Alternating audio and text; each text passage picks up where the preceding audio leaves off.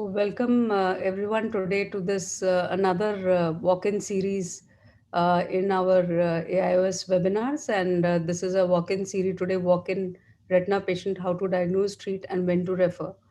So this is targeted to all the practitioners who want to know how they can diagnose, when is the limit to treat and when they have to refer the case. The chairman of this session is Dr. Naresh Yadav, who heads the Retina Services at Narayan Nethralaya, Bangalore. He did his Retina Fellowship from Shankar Nethralaya, Chennai in 1998 and FRCS in 2006. He has over 50 publications in various national and international journals, and he has special interest in vitreomacular interface disorders and tractional retinal detachment surgeries. Rajesh, will you please? It gives me great pleasure to introduce Dr. Dinesh Talwar, who obviously needs no introduction, and he's such a known retina surgeon. He's the director of retina and uvea services at Center for Sight, New Delhi. He's also an alumnus of AIMS, New Delhi, and has worked as additional professor of ophthalmology, has got all the specialty training as well as the MBBS done from AIMS. He is currently associated with Apollo Indraprasth Hospitals and Center for Sight, New Delhi. Dr. Talwar has a special interest in surgical management of post-operative and post-traumatic endophthalmitis. He has edited 2 books, written 17 chapters in books, published more than 50 articles, and has a huge and a wonderful clinical acumen. We welcome you, sir. I have with me my co-moderator, Dr. Rajesh Sinha, who is the Honorary Treasurer of All India Ophthalmological Society, as well as Professor of Ophthalmology at Cornea, Cataract and Refractive Surgery Services, RP Center, AIMS, New Delhi. Yeah. We have with us Dr. Devendra Venkatramani, who is at the Lakshmi Eye Institute, Navi Mumbai. He is a vitreoretinal surgeon, very renowned. He completed his graduation from BJ Medical College, Pune, and Retina Fellowship from Shankar Nethralaya, Chennai. Dr. Venkatramani was associated with IIT Chennai as a project consultant, where he worked on the design of a mobile operating theater to perform cataract surgery. Dr. Venkatramani has clinical interests, including which includes management of AMD, pediatric retinal disease, DME, and neuro-ophthalmology. We welcome you. We have with us Dr. S.K. Chaudhary, who's Additional Chief Health Director, Northern Railway Central Hospital, Delhi. He's completed his graduation from Maulana Azad Medical College, Delhi, and his Retina Fellowship from RP Center for Ophthalmic Sciences, Delhi. Welcome, Dr. Chaudhary. Thank you. We have with us Lieutenant Colonel Dr. Pradeep Kumar, who is Associate Professor of Ophthalmology, Command Hospital, Chandi Mandir. He has spent 17 years in Army Medical Corps. He is a graduate from AFMC Pune and completed his Retina Fellowship from RP Center, New Delhi. He has authored more than 20 articles in various index journals.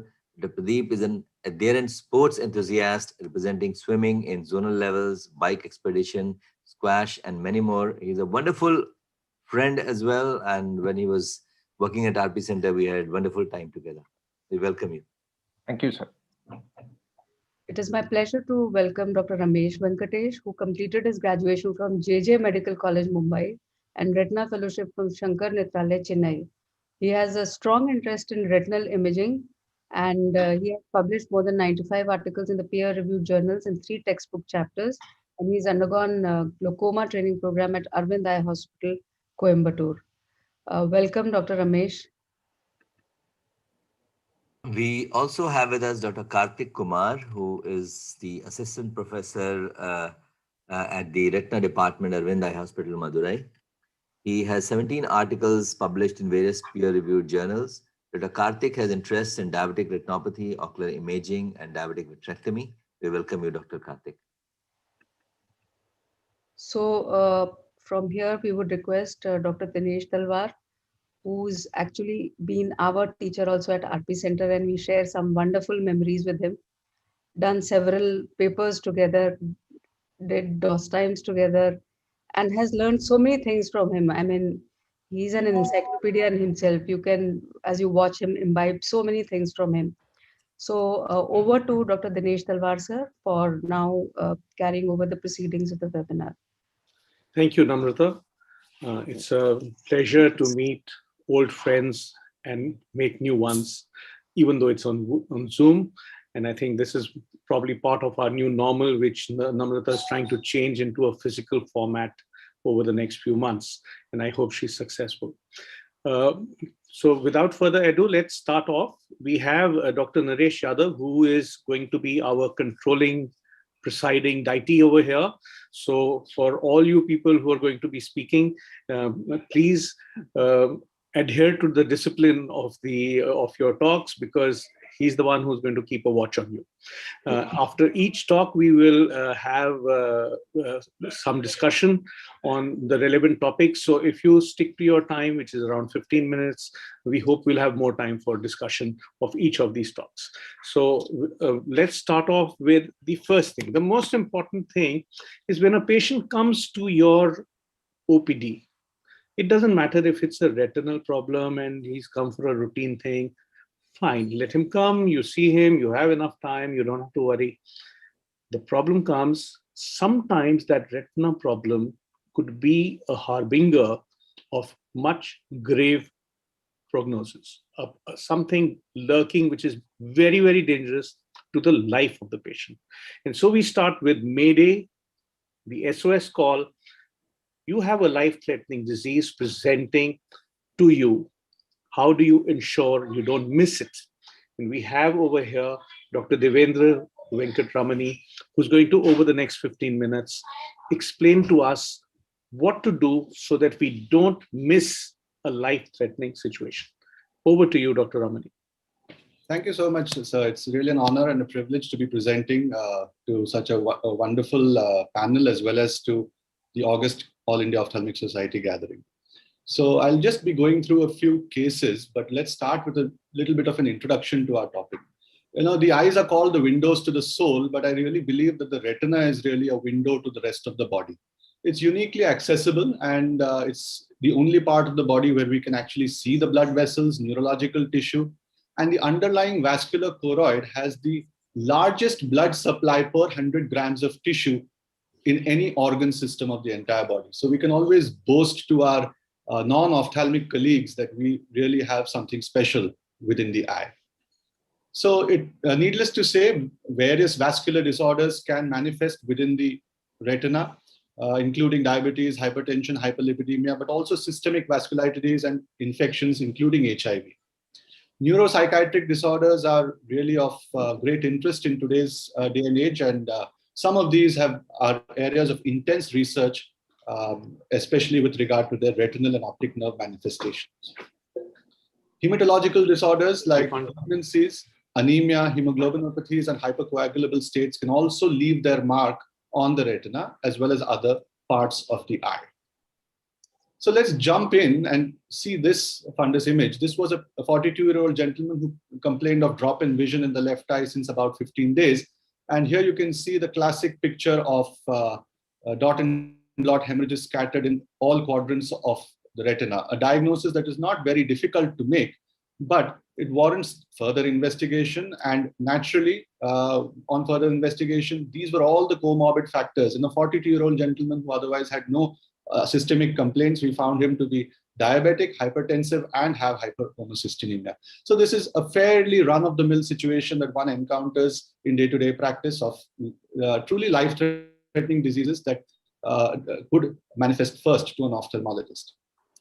Moving to something a little more sinister. This was about 6 years ago when a 33-year-old gentleman presented. He was perfectly healthy and came only for refraction. His best corrected visual acuity was 6/6 N6. And our fellow who examined him in the OPD also had the presence of mind, as it is a protocol in the hospital also, to examine the fundus and referred the patient to the retina department, saying that this patient has bilateral central retinal vascular venous occlusion. This was the fundus image at presentation. Now, there are these hemorrhages scattered in all quadrants in both eyes, but what was important to note, if we magnify and zoom in, are those hemorrhages are not the run-of-the-mill dot and blot hemorrhages, but these are nothing but Roth spots. They have a pale white center within the hemorrhage.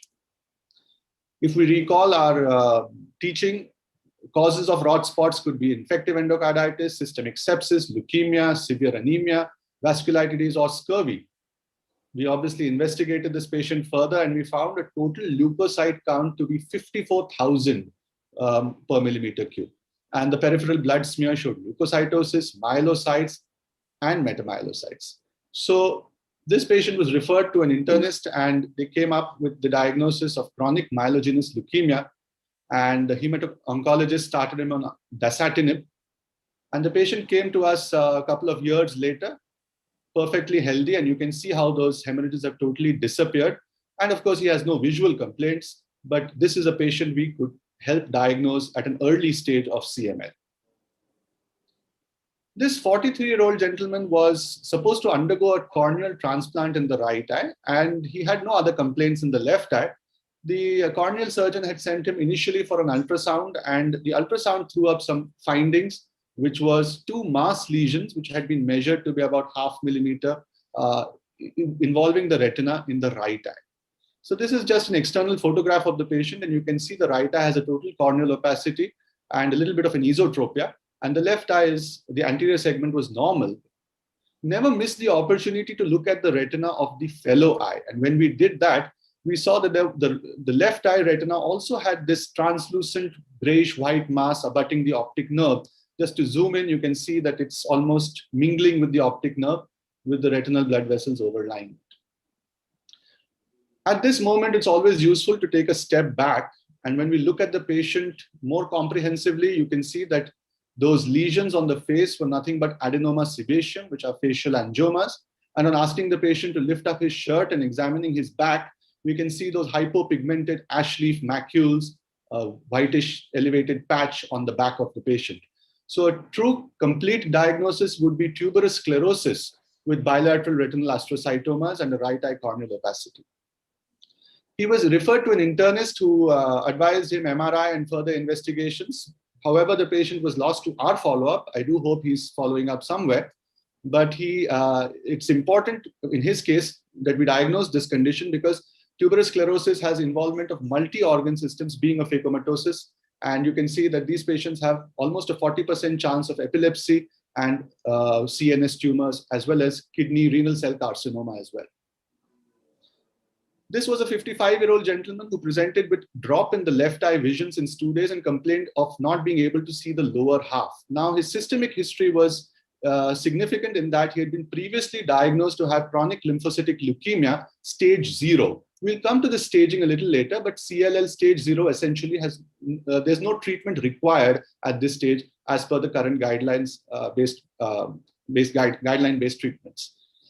Now, this was the fundus examination showing an area of retinal opacification in the superior retinal hemifield corresponding to his inferior scotoma. And you can see the opacification along with a lot of hemorrhages along the in the peripapillary area. So this was like an arterial occlusion. Now, on the basis of this, we immediately did a paracentesis and started anti-glaucoma medication. And over a period of time, his vision did improve. But what was more important was that when we spoke to his hemato-oncologist, they decided to treat this patient because of this arterial occlusion, and he was started on rituximab and bendamustine. So this was a patient who would otherwise not have qualified for treatment of CLL, but did undergo treatment of CLL because of his ophthalmic manifestations. We've all seen, retina specialists at least have seen patients like this. This was a 28-year-old woman who presented with poor vision in the left eye since 2 days, and pardon me for the poor quality of the fundus photograph, but you can see that there's a large red retinal tumorous lesion in the mid-periphery with engorged feeder vessels, and the OCT showing a large amount of subretinal fluid and cystoid macular edema. Now, this is nothing but a retinal capillary hemangioma, and that has a strong association with von Hippel-Lindau syndrome, another of the phacomatoses, which can also have development of pheochromocytoma or renal cell carcinomas, which could be devastating and fatal. So what was interesting in this patient was we were not very sure whether a single retinal or solitary retinal capillary hemangioma really confers a risk of VHL.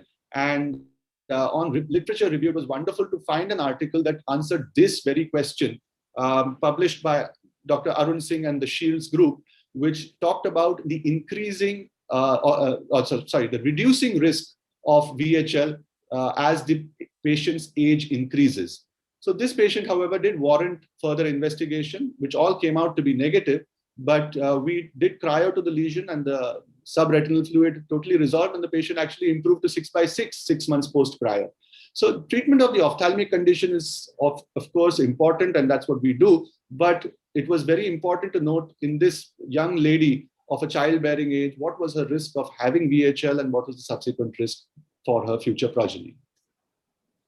A 54-year-old gentleman came to us about 6 years ago with blurring of vision in the right eye since 2 months, and his left eye had poor vision since childhood. Now, he had been seen elsewhere twice, and he had been advised cataract surgery, and he actually came into our hospital to undergo cataract surgery. But our cataract surgeon felt that the cataract was just not good, was not enough to warrant his poor vision. He had a refractive error of +3 in the right eye, which only improved his vision to 6/18 and 8. And the left eye was definitely a high hyperope with amblyopia with a refractive error of 9.75. Now, like I said, the slit lamp only showed an early nuclear sclerosis, and the fundus examination was totally normal. So he was referred to the retina clinic with this fairly common statement that the vision is not correlating with the cataract. On a hunch, we did a perimetry. Now, the perimetry was only possible in the right eye. The vision in the left eye was too poor. And you can see a hemianopia on the right side. So this could be either a part of a bitemporal hemianopia or a right homonymous hemianopia. But all said and done, both of these conditions would warrant neuroimaging. And that's what we sent the patient for. And we could detect a large cellular mass, more than a centimeter in diameter. This was nothing but a pituitary macroadenoma producing compressive optic neuropathy. And he underwent a transsphenoidal resection rather than cataract surgery. And when he presented to us 6 months later, there was clearing of the visual field. But of course, the cataract was the same, and he didn't require cataract surgery for many, many years later. So how does one diagnose conditions that warrant further investigation or referral? Now, I think a high index of suspicion, as we all say, is very important. The reported history, especially the duration of complaints and the onset of complaints, a very rapid onset of vision loss does not really correlate with conditions like cataract or even a refractive error. And therefore, one should correlate the anterior segment findings and the posterior segment findings with the history. There's a term called diagnostic momentum. When a 65-year-old patient comes into our clinic with drop in vision, we automatically think of cataract. And if the patient is phakic, most of the times we just come to that conclusion without performing a complete examination. So as a rule, we examine all new patients, the retina of all new patients by dilation. And follow-up patients should be examined at least once in a year with dilated fundus examination. So this protocol could vary from center to center, but it's an essential part of an eye examination. And I think the days are gone where anterior segment examination versus referral for a posterior segment examination used to be the norm. How does one treat? Now, most of the conditions that I discussed are actually treated by other specialties, but the ophthalmologist is often required for regular and possibly lifelong follow-up. In many conditions which I have discussed, the ophthalmologist can help monitor disease activity and progression. For example, perimetry, which is a much cheaper and much simpler test, could obviate the need for neuroimaging in patients with pituitary adenomas, and these have been studied and published. So an ophthalmologist is always going to be involved in the lifelong follow-up of these patients. I do believe that these patients should be referred at the drop of a hat to either another ophthalmic super specialist, or in cases when one is confident of a diagnosis, to a different discipline, whether it is neurology, neurosurgery, endocrinology, hemato-oncology. So there are bridges one needs to build with other specialists and other departments. I conclude by saying that there is really a need for us to widen our horizons. Now, this is a typical fundus diagram that is drawn by residents and fellows, focusing only on the disc and the macula, probably because this is the view that one gets through a 90D slit lamp biomicroscopic examination. And one really has to stress to them that what you're seeing is very, very limited. You need to really look at the retina in whole, But also, just to use a cliche, look at the patient as a whole, because the retinal examination is nothing but a window to the rest of the general health of the patient. So with that, I would conclude and say that we really have an important role as ophthalmologists and retina specialists to take part in the diagnosis and treatment of life-threatening disorders and make a difference in patients' care. Thank you so much. Thank you, Dr. Venkatramani. That was great. I think that lays the foundation for a lot of discussion. I think the first issue over here is related to CRAO, which I would like to, because this is one thing which is a true emergency.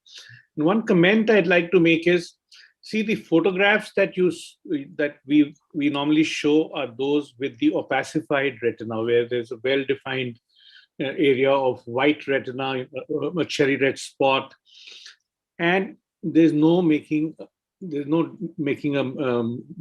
problem in the diagnosis. But this is also the stage when it's too late. Actually, the important thing is, and I think I would like you to stress that in the earliest stage, say 15 minutes after a CRAO has occurred, these features are not there. The opacification occurs a few hours later. And so if a patient comes to you with sudden vision loss, and it's in the neighborhood of counting fingers or even PL positive, the first thing to look for is there any cattle trucking?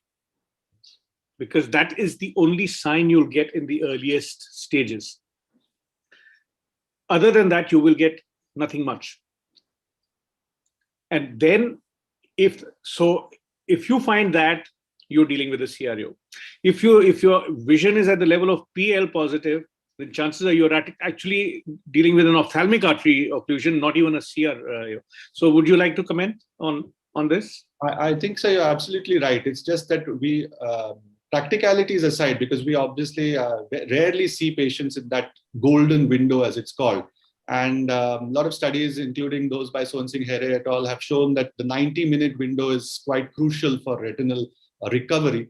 But I think you made a very valuable point that within 90 minutes, if we are able to detect or suspect a CRAO, first aid in the form of a paracentesis or a gonio massage or any other method of lowering the intraocular pressure, whatever it may be, is definitely warranted. And I think everybody should be conversant with those techniques and should be able to do them in the clinic itself. I mean, there's no real need for admission or for further tests or investigation.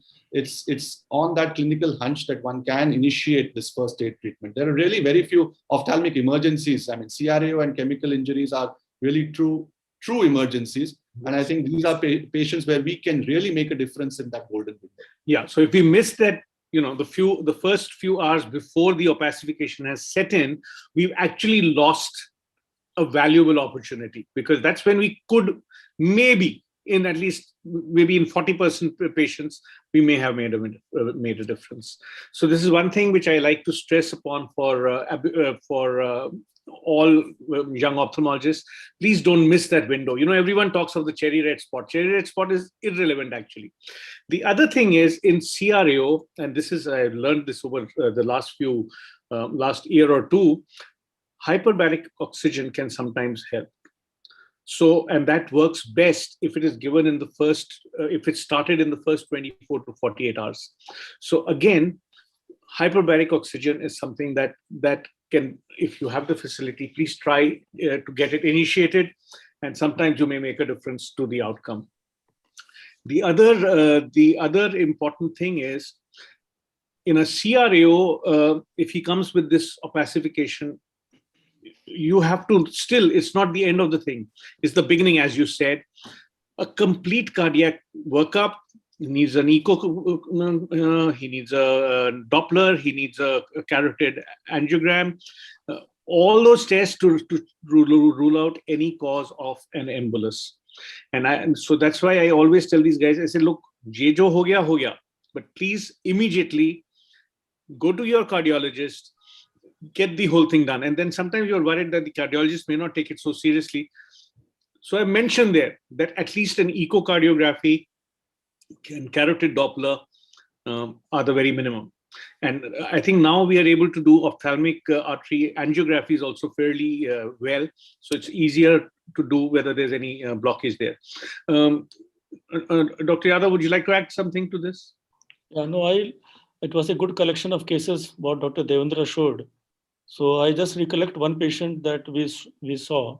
So patient had received multiple anti-VEGF injections for subretinal fluid.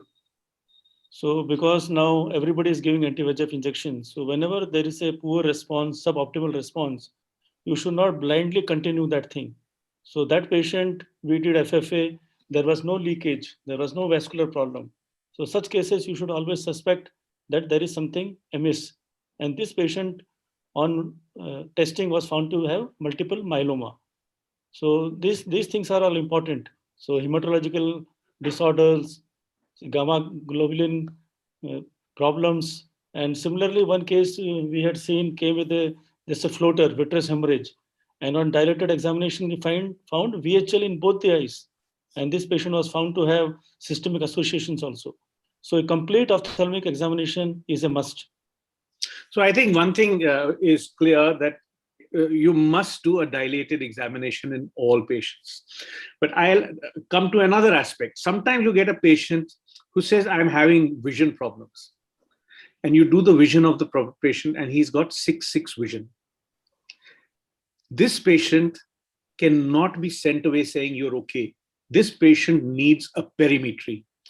You see, a patient who gets a severe vision loss will also complain of a severe field loss, will also often complain of a vision loss. And when you do this vision, you'll say, oh no, you're 6/6, you can go. And you missed that opportunity to catch what was shown just now, some form of field defect in the form of a homonymous hemianopia or a bitemporal hemianopia, and you could miss a neurological lesion, which would be treatable. You know, every year I get at least 2-3 such patients whom you caught because of this.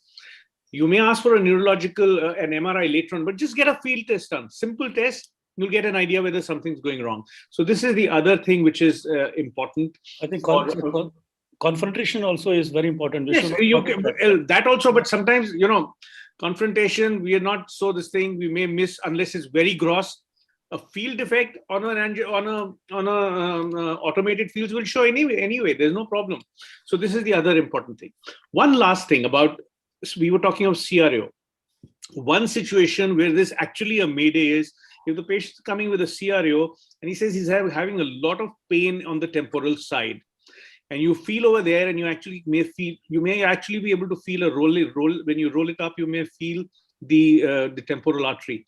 Now this patient is getting a giant cell arteritis.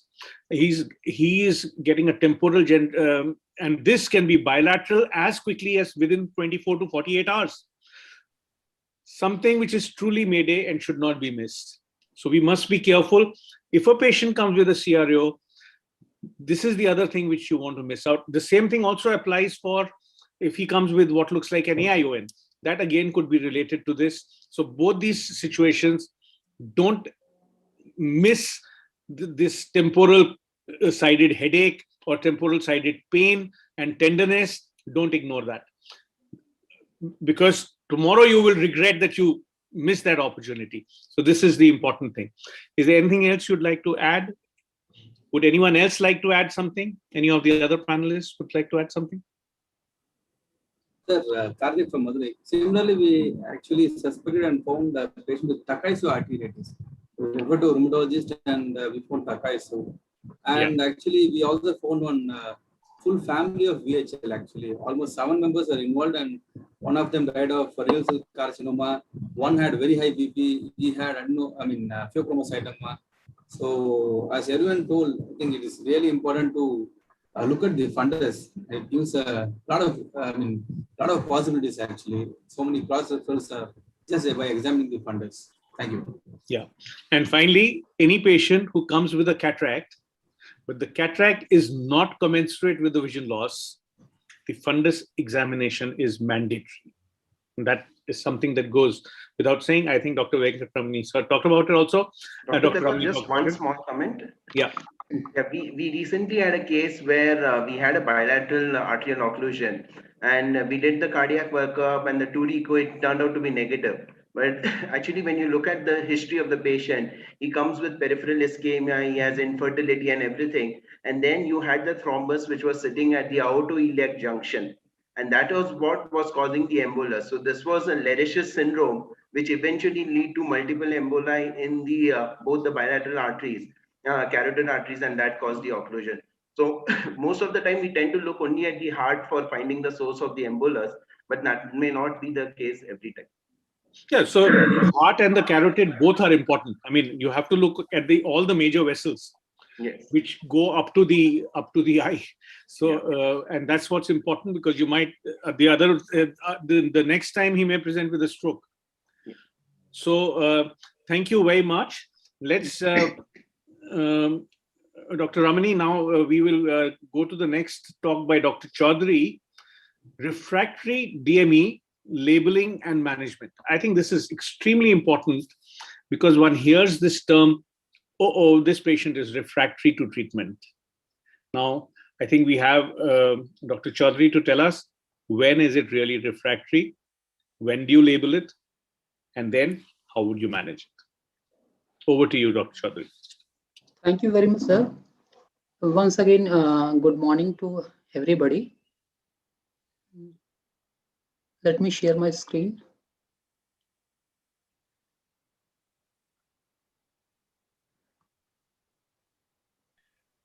Dr. Chaudhary, can you just stop share for a minute? First stop share. First stop share. Just stop share. First stop ऊपर red colour का button होगा. मैं एक second मैं कर देता हूँ. एक second. First open your presentation, sir. It's already open. हाँ, अब उसके बाद share screen करिएगा. Share screen. ठीक है. Share this. Green button on the Zoom. No, now it's there. Yes, all good, sir. Just put it in presentation. Thank you.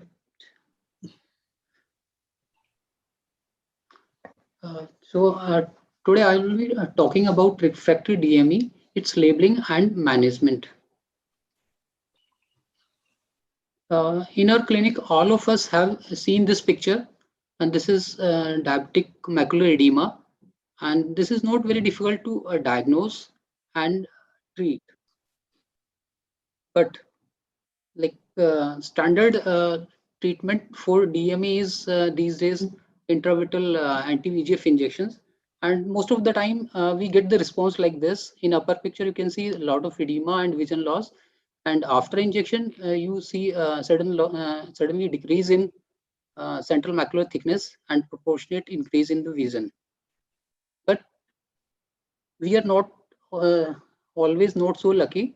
Sometimes we also get such kind of picture in which patient frustrate us, and patient himself is unlucky, and all our anti-VEGF treatments doesn't give any desired response. So we can define refractory DME as no visible change in central macular thickness on OCT after 3 monthly consecutive intravitreal anti-VEGF injections. Whenever there is a suboptimum response to anti-VEGF injection, so we need to find out the reason. There are certain culprits, like patient may be having poor glycemic control, and serum lipid levels may be deteriorated. Patient may be having hypertension which is not properly controlled, and even deranged kidney function tests are also responsible for such conditions. And microalbuminuria is important condition in which the DME really become recalcitrant, and anemia is such a ignored thing, and patient having anemia usually have this kind of refractory DME.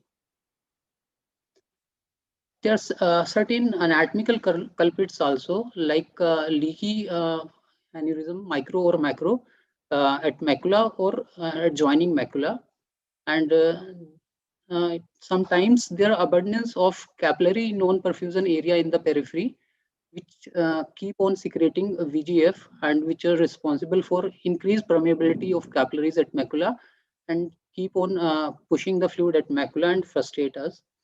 Same way, thick and taut posterior hyaloid, which is very difficult to detect, and this is responsible for holding the fluid at the macula, and it really need to be checked for. And same way, vitreomacular traction and epiretinal membrane. As far as poor metabolic control is concerned, it can be verified with laboratory investigations. And for blood sugar, the most important and reliable marker is HbA1c, because fasting and PP blood glucose may be sometimes misleading. And HbA1c gives real control for the last 3 months. And serum cholesterol and triglyceride, if they are raised, they keep on pushing the DME and along with the hard exudates over there, and it's very difficult to treat if these things are not controlled. Same way, I've seen in patient having higher blood urea and serum creatinine level, it's very difficult to treat diabetic macular edema, and that will also keep you busy. And same way, urine albuminuria can be checked with laboratory investigation, and this is very important entity, and most often this is underdiagnosed and ignored. So for all these metabolic conditions, we need to coordinate with our physician colleague, and if possible and available, endocrinologist and nephrologist are the best person to handle these situations. Most of the patient in that age group that they are having blood pressure is also any systolic pressure more than 140 and diastolic pressure more than 90 is big culprit for producing DME and resisting our treatment, our standard treatment. So we really need to check for this, and we ourselves can treat, but it's always better to coordinate with physician, and if possible, we should refer the patient to cardiologist. Anemia is quite common in our country, but often we don't look for that. And whenever you suspect for an clinically patient looking pale, you can check this conjunctiva also, and then you can order for laboratory investigations. Two forms of investigations are important: complete blood count to check for the hemoglobin level, and peripheral blood smear to see the type of anemia, and sometimes it also gives the clue regarding the etiology also. And any hemoglobin less than 10 gram percent is not desirable. It alters the hemodynamics, and it favors the increase of DME in our patients. So whenever such situation is present, patient is having anemia, you yourself can also give iron supplements, but it's always better to coordinate with physician and if possible hematologist. And sometimes patient is going to more than one ophthalmologist, so sometimes we ignore the things happen to the patient. Like if patient may have undergone cataract surgery recently with some other ophthalmologist, and he is not telling to us, so it's always ask the patient for any recent surgery like cataract surgery, particularly if it's complicated, so it will add on to development of DME and make it refractory. Same way, glaucoma surgery, particularly trabeculectomy, can increase your DME, and even OPD procedures like YAG capsulotomy and YAG peripheral iridotomy can also increase DME. Basically, all these things give a mixture of DME and CME, and it's really difficult to treat such combinations. And in these situations, we need to add steroid in the treatment regime. It may be in any form like topical drops, local in the form of posterior subtenon or subconjunctival, or you sometimes may need systemic steroids also. And whenever you find a refractory DME, always go back and thoroughly examine your patient for inflammatory coexisting conditions like iritis, iridocyclitis, intermediate uveitis, and choroiditis, and scleritis may be anterior or posterior. You have to examine the patient thoroughly. And if vitritis is present, that will keep on increasing the DME and make our conventional treatment ineffective. Sometimes patient is on pro-inflammatory medications because patient may have glaucoma and maybe on IOP lowering drugs. So all these drugs, travoprost, bimetopros, latopros, tafloprost, they are prostaglandin analogs and they are pro-inflammatory. So we need to look for that also in our patients. If none of these things are present in our patient, then what to do? So we have certain things you can try in your clinics. Sometimes they may work. Like you can increase the volume of anti-VEGF. We usually give 0.05 ml. You can increase it up to 0.07. It may work, but it rarely works actually. You can increase the frequency of anti-VEGF, usually 4 weekly. You can give it 3 weekly. You can try that also, but it again rarely works. What can work actually, it's change of anti-VEGF. Sometimes you can switch over from one anti-VEGF to other. In some percentage of cases, patient may respond. What works in more number of cases is switch over to intravitreal steroid. So when not responding to anti-VEGF, we can switch over to intravitreal steroids, and so many options are available these days. But I always use and recommend a labeled steroid, FDA approved dexamethasone. And as far as anatomical culprits are concerned, so you can see in the picture, this is epiretinal membrane, and if it is present in our patient, so it will make our conventional treatment ineffective, and hardly any anti-VEGF or any intravitreal steroid will work in this situation. Similarly, one entity is vitreomacular traction, and as you can see in fundus photograph and FA, this is hardly detectable. But on OCT, you can see this is significant vitreomacular traction, and this will not let the edema go, and this will frustrate you. And this is a clear-cut case for a VR surgery. And one forgotten thing is thickened taut posterior hyaloid. If it is present, this will again make all our efforts of intravitreal injections useless, and ultimately a patient need to be referred for VR surgery for the removal of this thickened taut posterior hyaloid. Same way, while you doing the FA, you see it in detail, and sometimes these kind of microaneurysms may present at macula very close to FAZ, and these sometimes you can see these microaneurysm on OCT also, and we really need to handle these leaky microaneurysm very tactfully. So we need to laser them, we need to kill them, but we need to take utter care to treat only laserable aneurysm. They should not be very close to FAZ and should not be present on oculomacular bundle.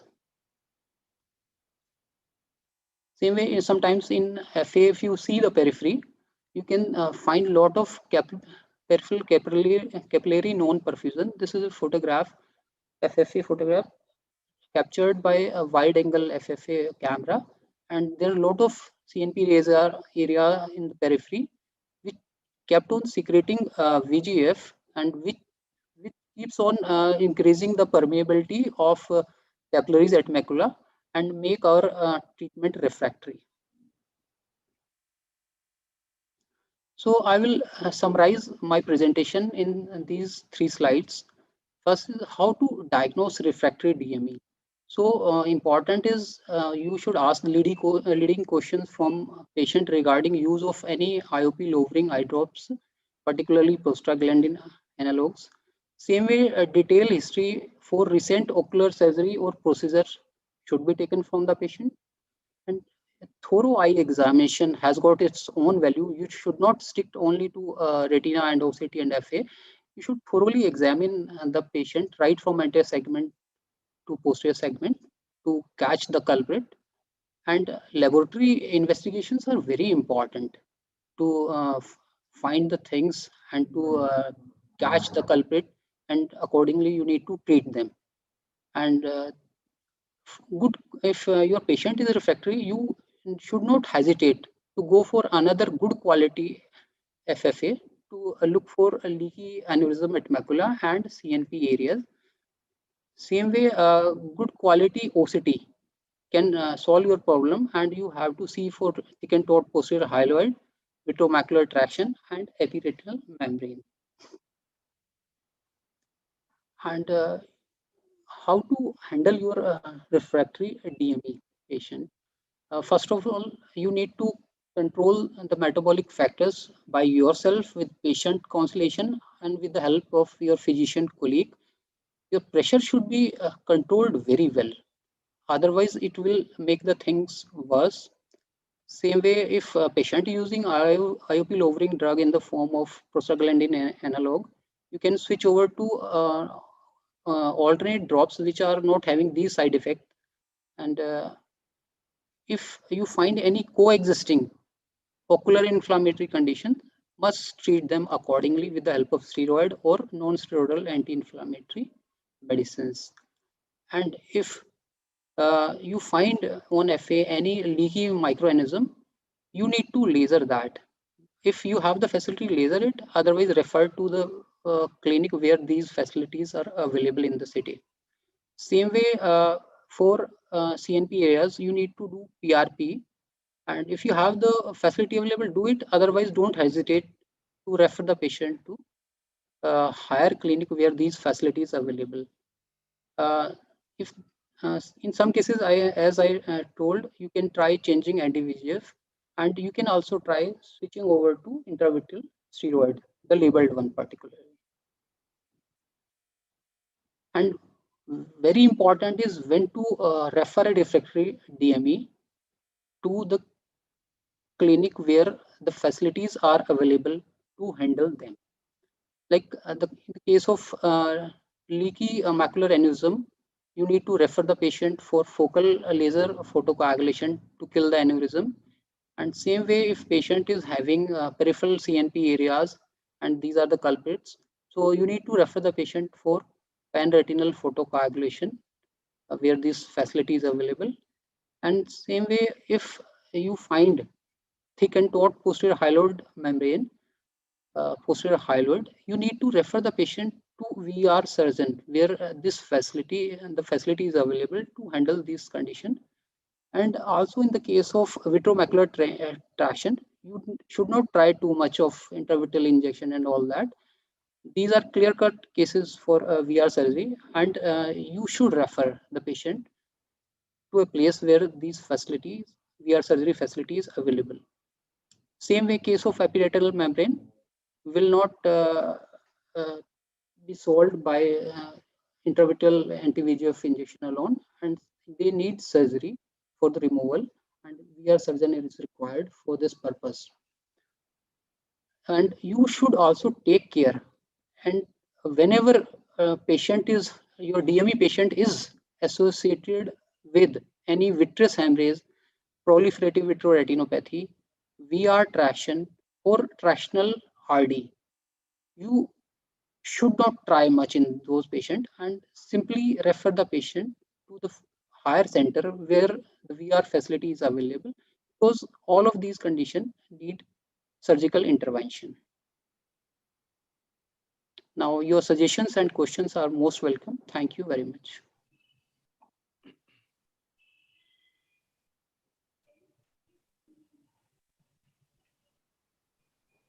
Thank you, Dr. Chaudhary.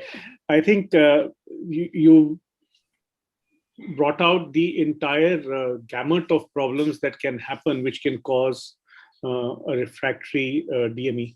But the most important thing here is, before you label a patient as refractory, he should have got 3 intraocular injections of an anti-VEGF at monthly intervals.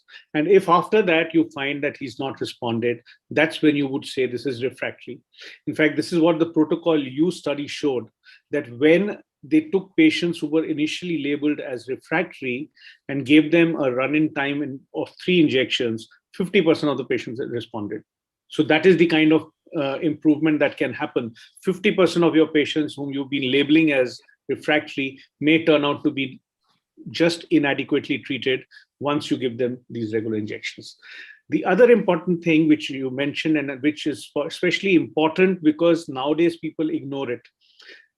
Very often you have patients who have refractory DME because there are some leaking microaneurysms.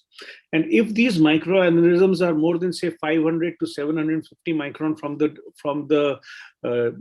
the disc, from the fovea, then these can be easily treated by a focal laser. You can give up anti-VEGF agent, let the edema go down a little bit, and then go ahead and give them a focal macular laser. Once you turn off the tap, the edema will also go off. On the other hand, you can keep on treating and you'll keep on giving injections and may not go away. Of course, it's different if these microaneurysms are very close to the foveal center, then you cannot do anything about it.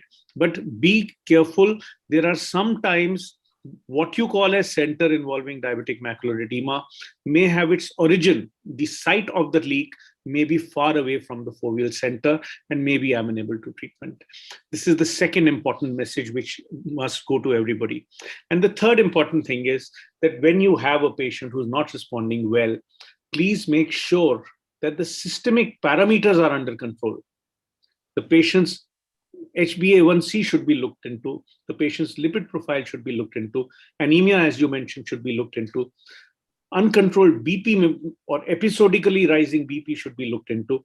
Nephropathy should be looked into. If you are seeing these things, you will most probably be able to manage over the next few months the patient's DME. Dr. Naresh, would you like to add to this? No, I agree, sir. I think most of us agree now that at least you have to give 3 anti-VEGF injections before labeling the patient as a poor responder.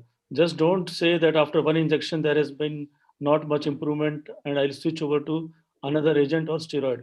Minimum 3 injections are required. And after 3 injections, I think most of us agree that you can switch either another anti-VEGF or you can go to steroids. Because if you continue giving anti-VEGFs to this group of patients, only 25 to 30% of them are going to respond. You will be just wasting anti-VEGFs on them, and switching could have been a better option. So, and as you said, the systemic parameters have to be really looked into. The vitreomacular interface has to be looked into. All these things also are important. There's a question over here about role of vitrectomy for refractory non-fractional DME. To my mind, actually, what we have is an unpredictable response nowadays. So far as we've seen, sometimes you can have the after you remove the ILM, and if you've done the vitrectomy, sometimes the vision improvement is not much, though the edema goes away. And the other important thing is, this is a procedure which looks easy, but it can give you a negative response in some cases. Up to 20% of patients could actually lose vision rather than gain vision after the procedure. Not to be taken lightly, can be taken as a last response, especially in patients who've got a vision of less than 624 or so. I would not like to operate a relatively better vision patient for this. Any comment from any of the panelists and Dr. Yadav? Yeah, I would like to add that you should remember that once you operate, you're going to change the pharmacokinetics of the drugs also that you may be using. So they respond on a shorter period of time. Anatomically, they will improve, but after 6 months, 1 year, the edema is going to come back. Yeah. Another question which was asked was that if intraocular steroids were given initially, then how do you define refractory DME? To my mind, actually, since Ozurdex, if you've given Ozurdex lasts for 3 months. So now that's the equivalent of at least 2 injections. Now, if over these 3 months you found no change in the edema, in the 3rd month you could consider labeling this as not responding to the steroid, and that is a very rare thing. I have yet to see a patient who has not responded at all to steroids. So if there is some response, it's still a responder, but it's a poor responder. So this is the other important thing, and rule out the tractional effects in such a case. One question was asked about the signs of CRAO in the period before the opacification occurs. Now, see, when the CRAO occurs, basically what happens, the flow stops. So when the flow stops, if you look now, this you will not be able to do with an indirect ophthalmoscope. This has to be done either with a direct ophthalmoscope or with a 90D examination. You will see when you look at the column of blood in the arteries and the veins, you will see the arteries and veins. The arteries is the flow is less, but in the veins it's going back and forth. You'll see the continuous column has broken down into small segments, which we call cattle trucking, and they will be moving back and forth. They will not be, or they'll be moving very, very slowly. Once you see that, that is the first and most important sign that you've got a CRAO. The other important thing is that when you press on the eyeball, you will not be able to induce pulsations in this eye. These are the 2 most important signs that you're dealing with a CRAO. So if you get these 2 signs, err on the side of CRAO and take all the actions that you need to take to bring down the pressure even further. A paracentesis could help, intermittent pressure release could help, give everything needed to bring down the pressure to the maximum. And then we also have a recent thing saying that maybe a vitrectomy can help in some of these patients. So if you want to consider this patient for vitrectomy, this is the time to where the best prognosis will occur. And the last thing is, of course, I remember at least 2 cases in recent times where the patient came with a fresh CRAO. It gave him the option of surgery and found out, but he had a history of a recent surgery for this blocked coronary arteries, and the cardiologist refused to give permission, so we couldn't take up for surgery. So get a cardiology checkup done immediately. So this is how you can pick up an early CRAO before the opacification occurs. The most important of this is the cattle trucking, the movement, the flow within the, you are being able to watch the flow of the corpuscles within the vessels. Now, sir, if I may add, yeah. Yeah. Talking about the refractory DME part, I had a very small point to make. One, that we should also look at the drugs that the patient is taking. Pioglitazone was one thing which was described as causing DME. We generally don't find it in prescription of our urban patients, but rural patients, still you find a lot of them on pioglitazone. That can be tried. Secondly, switching over patient from sulfonylureas to gliptins. This we are looking at right now. It has helped few of our patients. We are going to come up with a larger study very soon. And gliptins do help in controlling DME. And lastly, aerobic exercises. Dr. Chaudhary had wonderfully covered all the aspects. I'll just add that aerobic exercises do bring down the thickness in few of my patients. Thank you. I'm actually, basically, I'm going through the audience questions also so that we can also all answer them at the same time. There's one question here about why did you suspect a pituitary adenoma, and why did you get an HPF done? Now, basically, when you get a patient who comes to you and says, I'm having a vision loss, and you've done his vision is 6/6, don't think that he's a fool. There is something wrong somewhere. So the next thing when a patient complains of vision loss and his visual acuity is normal, always get a field done. Because that is the patient is not able to explain that he's not able to see clearly. He's just saying, I can't see clearly. Now you try seeing yourself, take a telescope, look through that and try to walk. You have 6/6 vision and you are blind. And that is what starts happening when the patient gets a field defect. So this is one important thing. Now, in these patients, look carefully at the optic nerve. If you find any doubt of any optic dyspallor, it's a very, very important reason for going and doing a visual field. So basically, just a patient who complains of vision defect but is found to have normal 6/6 vision still requires a field test. And the second thing is that when a patient comes to you with these complaints, also look at the optic nerve.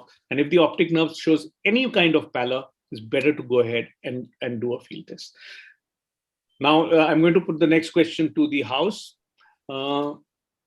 Is there any study correlating hyperinsulinemia and diabetic retinopathy? It's by Dr. Sandeep.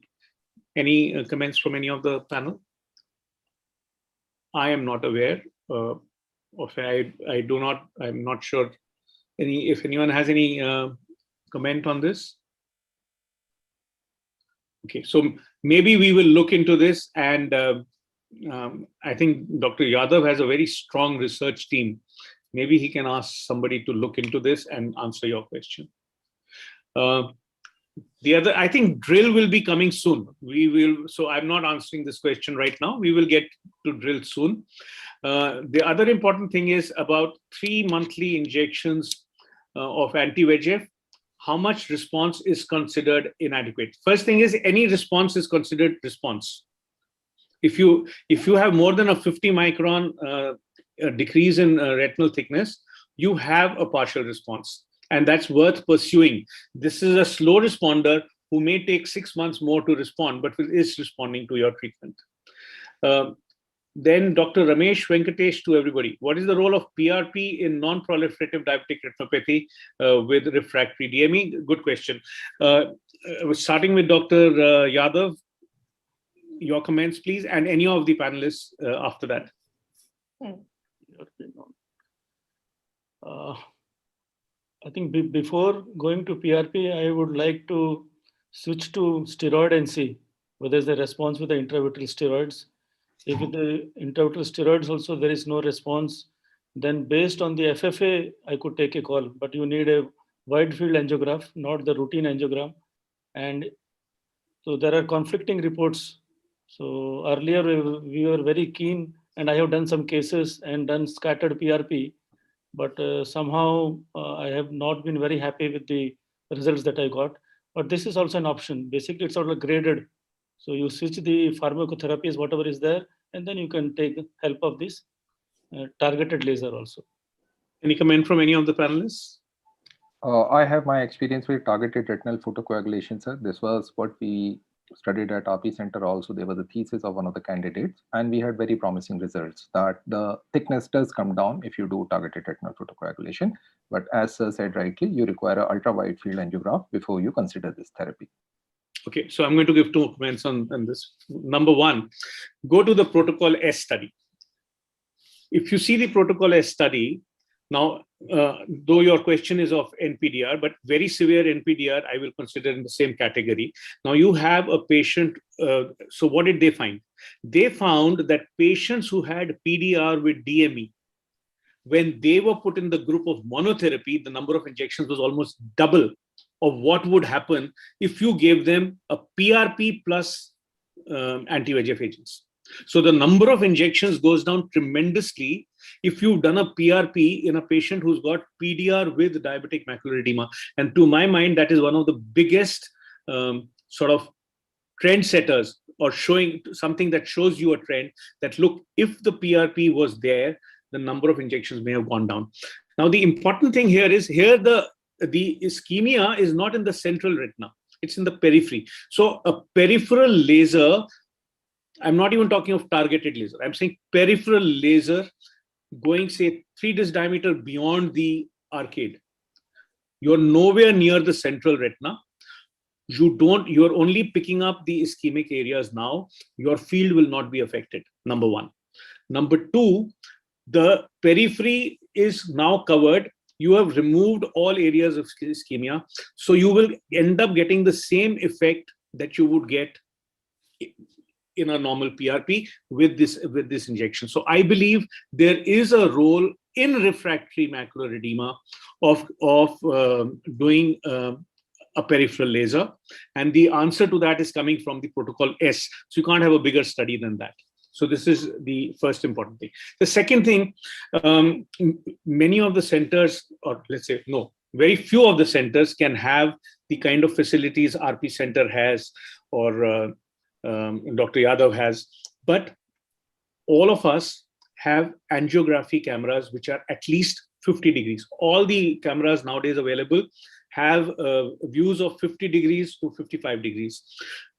If you ask the patient to look up, down, right, left, you will be able to pick up peripheral capillary non-perfusion up to 100 to 120 degrees. And that will give you all the details you need about peripheral capillary non-perfusion. So don't fret if you don't have an ultra wide field camera. Make sure that your angiography is done properly. We've been doing this for 2 decades actually. We've never used an ultra wide field camera, but in every angiography, you ask unless it's only for ARMD, you ask the patient to look right into the periphery and you tilt the camera on the opposite side. You will be able to see the periphery of the retina beyond the equator. And that's all you need. So you will be able to check up for capillary non-perfusion, and then you can treat the periphery accordingly. So to answer that, my personal thing is that it's worth giving if you're not getting a response. So can I extend that question further a bit? Yes. So my question is that suppose you are clinically saying that your patient has got severe NPDR, and you advise an FFA. There is diabetic macular edema, center involving diabetic macular edema, and on the FFA you see CNP areas but no neovascularization. Yes. Would you consider at the first time itself treating the CNP areas with laser and adding the anti-VEGF together with it as well? Yes. So okay, now the problem is the old studies people have given up on, and the subgroup analysis were missed at that time. If you go to the ETDRS study, it says in patients who have capillary non-perfusion in 4 quadrants, in all 4 quadrants, these patients are liable to develop proliferative diabetic retinopathy in more than around 60-65% of cases within a year or so. Therefore, in this situation, I have no hesitation about saying, first give the anti-VEGF agent, because the main problem is the edema. And after I've given, say, the first or the second anti-VEGF agent, I will then go ahead and do the PRP. Specifically, if I feel this patient may not come on a regular follow-up, because this anyway is indicated for PRP. Taking care of the edema first is important, but after that, initiating the laser, there is not absolutely, completely, I believe, an academic way of managing the patient. Thank you, sir. Can we go ahead? Sir, lastly, regarding the previous question about the hyperinsulinemia, there is a study going on actually called a focus study. Okay. They are studying a drug called semaglutide. Basically, they are going to increase the insulin secretion, and they are actually studying the progression of diabetic retinopathy with semaglutide. So that is one study probably which is going on now. And as Arvind, actually, they are part of this study. Okay. Thank you very much. At least we are able to answer our audience to some extent. We'll go ahead to the next topic. Dr. Karthik Kumar is now coming. He's going to tell us about OCT biomarkers of DME. And the person who asked us, Dr. Shikha, about drill, please hear carefully. He's going to answer your questions.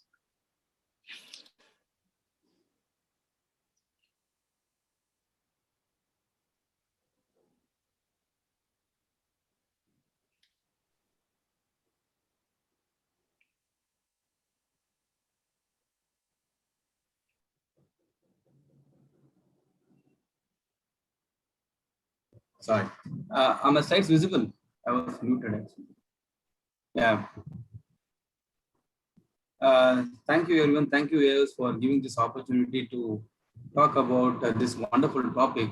I'm Dr. Karthik Kumar from Arvind Hospital, and today we are going to talk on OCT biomarkers in DME. So as we all know, diabetic retinopathy is microvascular disease, which is progressive. And Sir, sorry to WHO... interrupt. Can you put it in presentation mode? Okay. Sorry. Is it okay now? Perfect, sir. Yeah. So diabetes is a progressive microvascular disease, and WHO estimates that almost 366 million people will be diabetic by 2030, and almost half of them will be having diabetic retinopathy. 30% of the diabetics over 20 years will be having some form of DME. So as we all know, DME requires repetitive invasive intravitreal injections, and this is going to place a heavy burden on the patient and overall health care. And by now, actually, there are no reliable methods to determine which individual with DME is going to get good vision over a period of time. And so there are some unmet needs which can be answered by these biomarkers, which are basically a merged word of biological marker. This refers to some medical science that can be objectively taken into account, which indicates the state of health and well-being of an individual. They can be anatomical, biochemical, or it can be a molecular parameter. And here in DME, it can be imaging facility also. So there are various imaging biomarkers like fundus photography, autofluorescence, fluorescent angiography, OCT angio, adaptive optics. And today we'll discuss the biomarkers on OCT. And last one slide on OCT angiography. Now, why OCT? OCT is, it is non-contact, non-invasive. You don't have to pick the patient.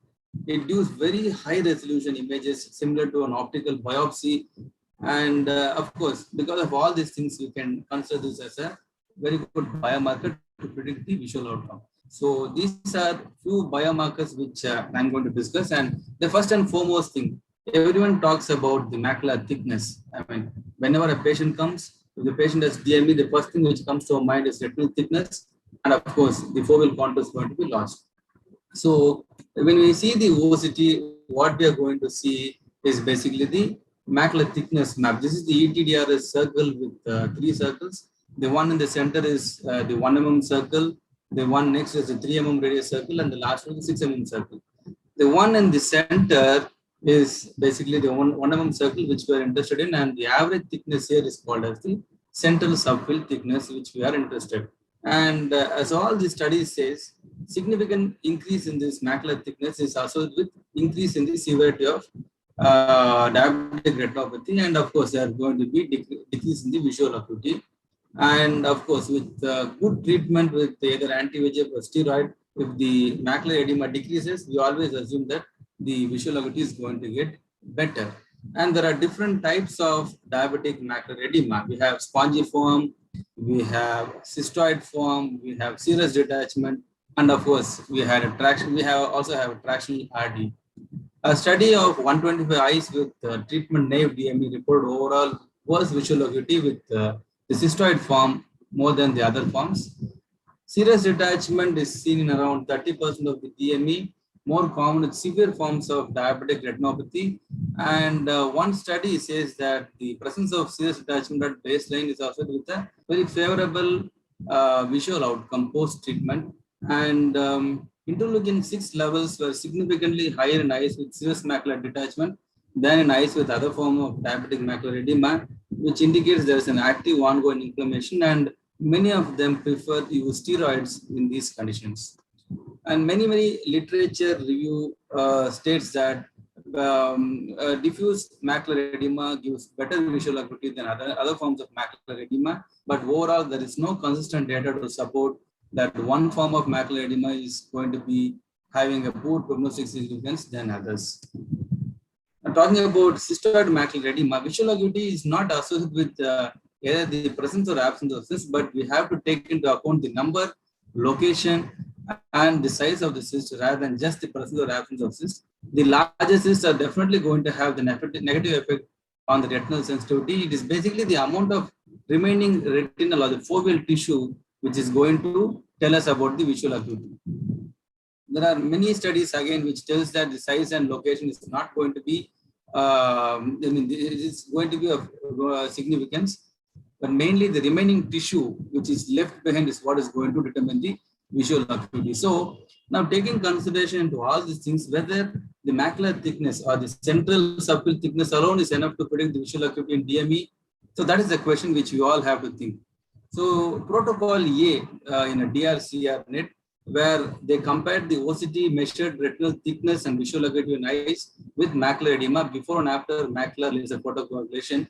It tells us that there is only a modest correlation between BCVA and the central point thickness prior to focal laser. And of course, there is only a modest correlation between the change in visual acuity and change in the central point thickness through the first year following laser. So many eyes with thickened maculas had good visual acuities, and many eyes with normal thickness had decreased visual acuity. This is termed as paradoxical visual acuity, which is very difficult to explain. So these suggest that OCT measurement alone may not be a good surrogate marker for visual acuity, as these studies state. And there's another study, which is the protocol T, is a post-hoc analysis of the data. It says that there is at best a moderate correlation between visual acuity and change in the macular thickness after VEGF therapy, but this accounts only for a small proportion of cases actually. So for any given change in the OCT, CST from baseline, there is a broad range of changes in the visual acuity at baseline, at 12, 52, and 104 weeks. So from all these things, we understand that CST is a useful anatomic surrogate to diagnose and monitor DME, but of course, it is not an accurate predictor of BCVA. So we have to search for other biological markers also, so that we can explain the patient about the prognosis. All the all the things the patient worries is only about the visual acuity. Even though we explain that the macular thickness is small and all those things, the one thing the patient expects is vision. And so to tell the prognosis to the patient, we have to probe further actually. So one such thing is the drill, that is disorganization of the retinal inner layer. So this is nothing but this is basically the loss of boundaries between the layers of retina. It is defined as horizontal extent in microns, for which basically the boundaries between the ganglion cell, inner plexiform, inner nuclear and outer plexiform could not be identified. So to tell you, see, this is the area where we can have, or we can see the layers of retina which are quite intact. But this area, we see that there are no layers as such. So to identify drill, it is very easy actually. So what we have to do is, from outside the central macula, we have to trace these layers and come to the fovea. If you are able to come and reach the central fovea, it means there is no drill. If the segmentation zones are not present, then drill is present. So it is as simple as that. So this drill, about this drill, actually, there's a paper by Dr. Jennifer Sun. This is the first paper which talks about drill as a predictor of visual acuity in eyes with central involved diabetic macular edema. These are the pictures from the paper. So what they concluded was, centrally located drill is correlated to visual acuity in eyes with central involved DME. So change in drill seems to be a robust predictive biomarker for future visual acuity outcomes. And of course, association of drill extent change with visual acuity is more consistent than any other OCT parameters evaluated for central subfield thickness change. So they concluded that if there is more than 50% of drill affecting the central 1 mm zone of the retina, that is the central subfield thickness zone, then the patient is going to have poor visual outcome. And more than 300 micron change from the baseline in the central 1 mm fovea, from baseline, that is from 4 months and to about 8 months period. So any change in the drill area is also going to be very associated with very poor visual prognosis. So drill, what is basically drill is basically the dissection of the cells in the inner retina, basically the bipolar cells, amacrine cells, and horizontal cells. And the hypothesis is that there's going to be a disruption of pathways that transmit information from photoreceptors to the ganglion cells. So the key thing is, we usually see drill in chronic patients, that is more than 6 months of macular edema. And these patients are going to have significant amount of metamorphopsia. And of course, when there is slight improvement in drill, the visual acuity also improves. So these are the things which we get from this paper. And next, another important thing is the hyperreflective foci. So these were described by Bose et al. And these are dots which we see commonly in the OCT in all the layers of retina, particularly the inner layers. So these are thought to be subclinical heart exudates. These are thought to be due to the breakdown of inner blood retinal barrier, which leads to lipid extravasations. Thus, these are nothing but subclinical heart exudates. These are seen in DME. Many times we do see in other conditions also, like wet AMD. So there it is thought to be something like migrating RPs or the regenerative photoreceptors. And of course, many people do consider this as activated microglia. And the presence of many hyperreflective foci indicates that we are dealing with tissue disintegrity more in case of severe DMEs. And they do respond to anti-VEGF injections. If the patient has high number of hyperreflective foci, we can tell the patient that the treatment is going to be slightly poorer, but the outcome is going to be slightly poor with the anti-VEGF, and we can consider steroids, because many people consider these to be some form of inflammation. So steroids do work better with patients with hyperreflective foci. And one interesting finding is that hyperreflective foci positively correlates with the HbA1 value. So if the patient is going to have high level of HbA1c, we do expect some higher amounts of hyperreflective foci in the OCT pictures. And of course, if the ELM is going to be disrupted, these hyperreflective foci do go into the outer retina. And if you find these in the choroid, it means that the patient is definitely going to have some poor visual acuity and higher form of diabetic retinopathy, like more in PDR than NPDR. So these are things about the hyperreflective foci.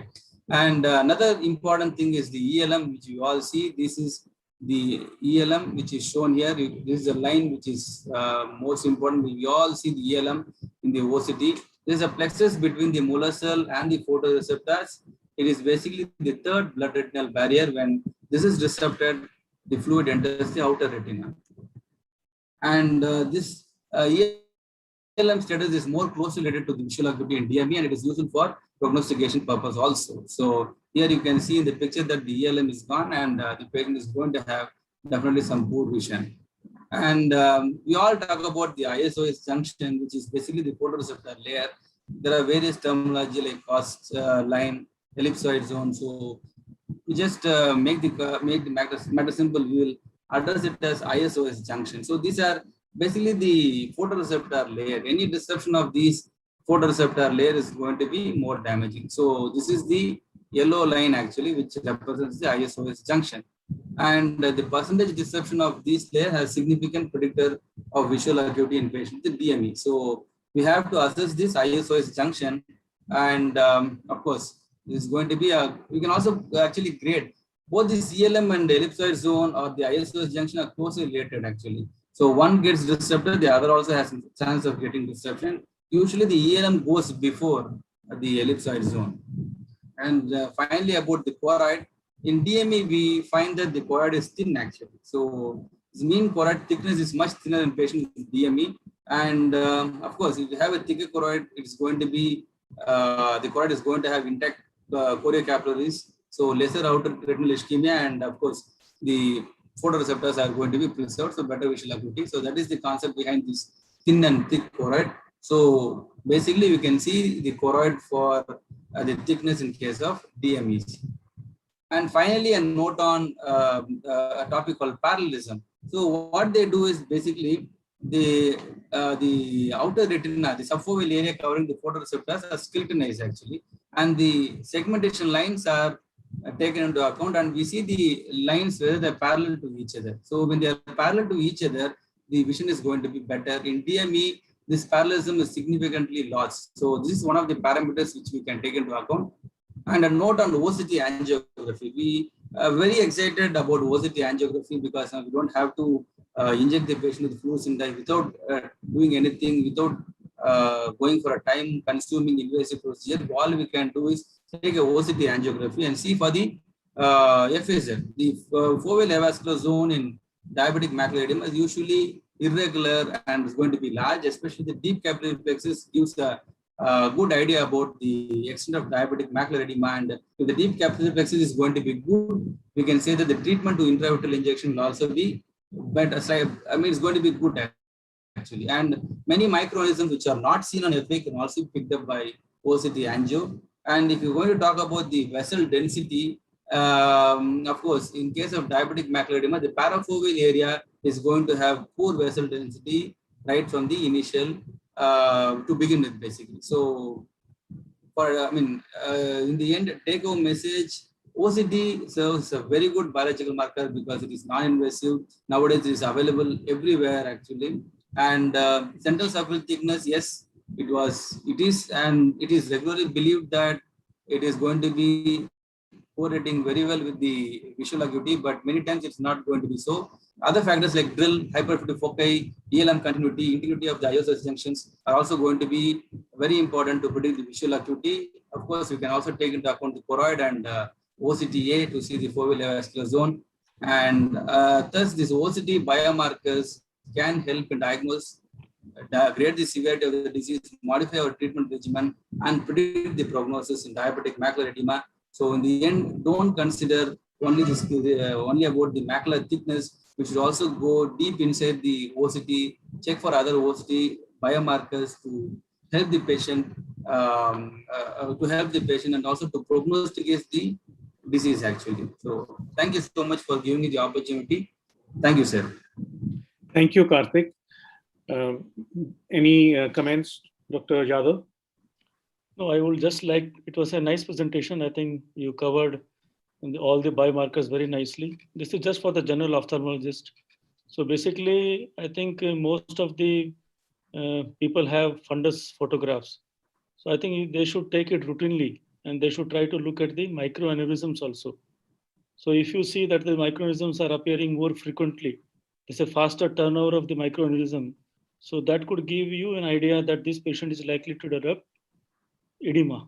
So such patients could be counseled about the systemic control and they can be followed more closely.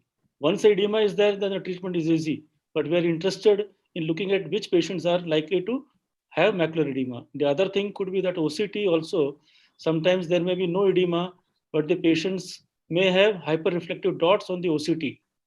So this also is a sort of predictor that these patients are likely to develop macular edema. So this is just for the general ophthalmologist that I wanted to tell. Yeah, regarding drill, because everyone talks about drill all the time nowadays. Dr. Karthik told you very clearly very nicely how to diagnose drill. So you go from, basically it's the inner layers that we're talking about. When you're looking at all the layers, whether it's the nerve fiber layer, the ganglion cell layer, the inner nuclear layer, these should be moving all the way up to the fovea and should be visible.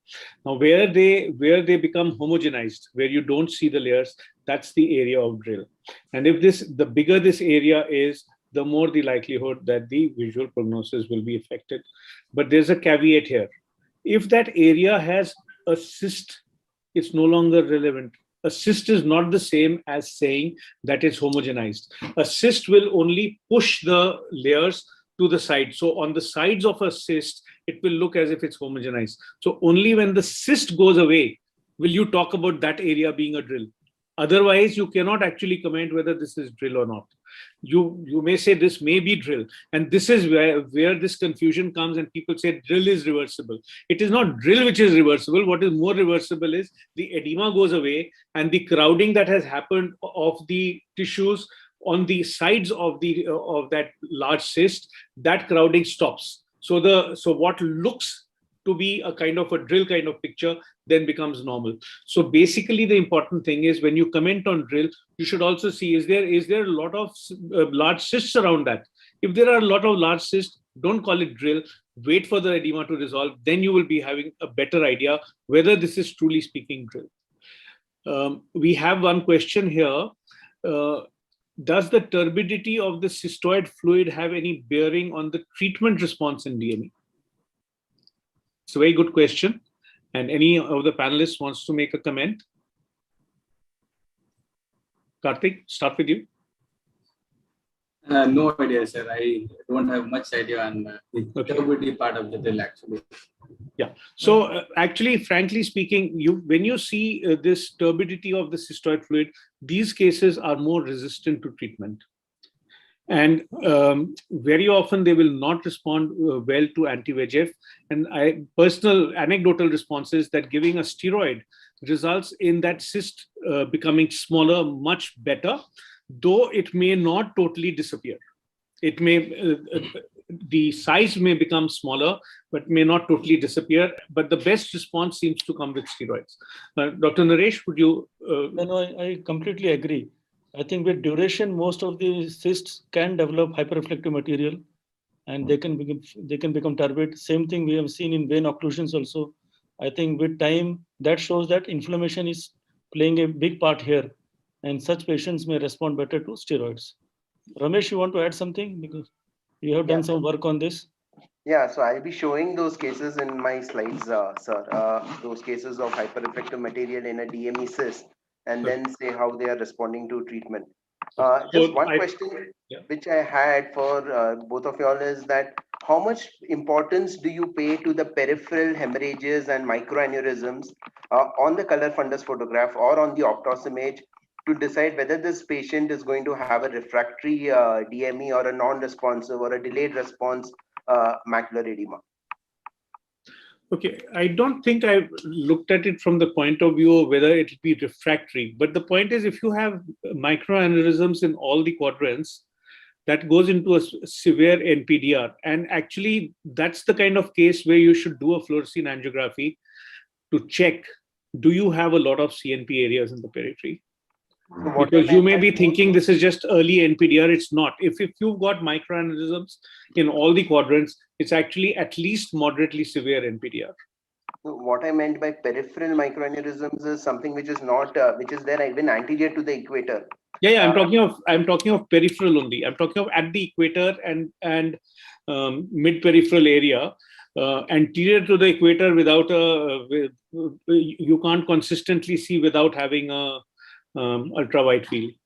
Okay. So, but do you think that the hemorrhages or the microaneurysms, when they are more extensive, though you may grade them as severe NPDR, do they contribute to the non-responsiveness to an anti-VEGF? Because my understanding is that the more number of hemorrhages you have, the body will, it is a vascular insult. So when the hemorrhage happens, there has to be an inflammatory response which needs to happen to that blood which comes onto the retinal surface. So when there is an inflammatory response, so probably, so the more number of hemorrhage, more the inflammatory response. And that is why probably these macular edemas don't respond just to plain anti-VEGFs. Probably you may have to treat them with steroids as well. Yeah. So it's a little more complicated, no? Because it's the hemorrhages occurred because of the ischemia in the first place. Yes. Because of the blockage of the capillaries at the capillary level. And those hemorrhages will incite an inflammatory response too. Yes. So it's a vicious cycle. Now, if you did, that's why I said, if you do a fluorescein angiography, chances are in the periphery you would find extensive CNP areas. Now, the CNP areas would contribute to more and more VEGF, which means the chance of your ending up with a refractory edema is higher. So all the things would contribute together, but we need to do a study. This is building a hypothesis, but we need to do a study actually to make that correlation and do the correlation with the CNP areas, and then do the correlation with the treatment of those areas, so which I think you mentioned about. I actually was trying to look at this aspect. Means when you have a patient with severe NPDR and you have a DME, you do an FFA. If the FFA does not show CNP areas, and then treat the patient directly with an intraocular steroid. Yeah. But if the patient has CNP areas, treat the patient with anti-VEGF. Probably in those cases, your response to the treatment will be ideal because you're trying to hit the mechanism in the right way.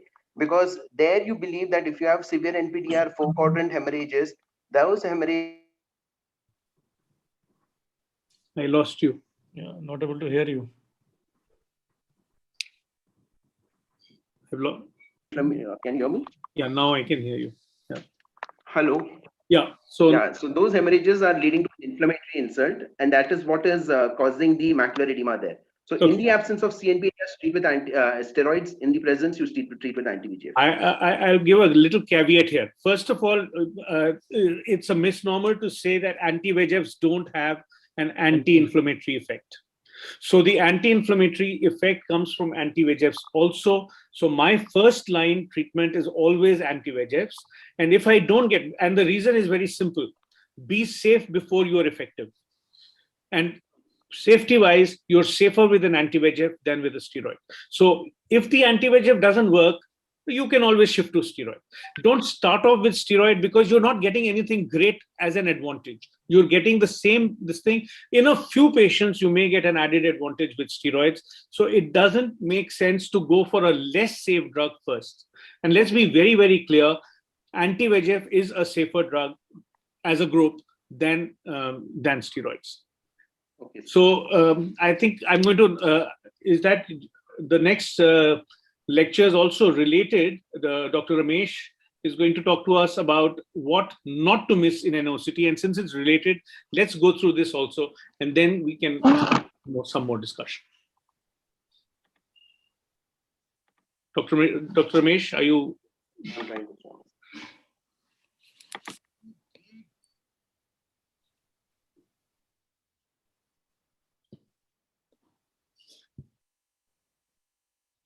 And I've just realized we need to finish by 1. So we may cut down discussion a little bit after this. So can I take my talk a bit later because I have some problem with the internet? All right. So can we come to the next talk with Dr. Pradeep? Dr. Pradeep Kumar, examining the fundus in young. We can start, and I'll just request Dr. Ramesh to stop sharing the screen, then I can come on. Okay. Yeah. Yeah.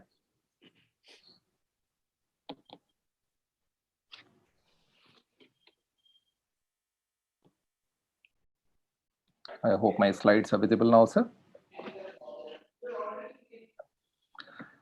I'm Colonel Pradeep Kumar, and I can't see your slides yet. The slides are not visible, sir. Just a second, please.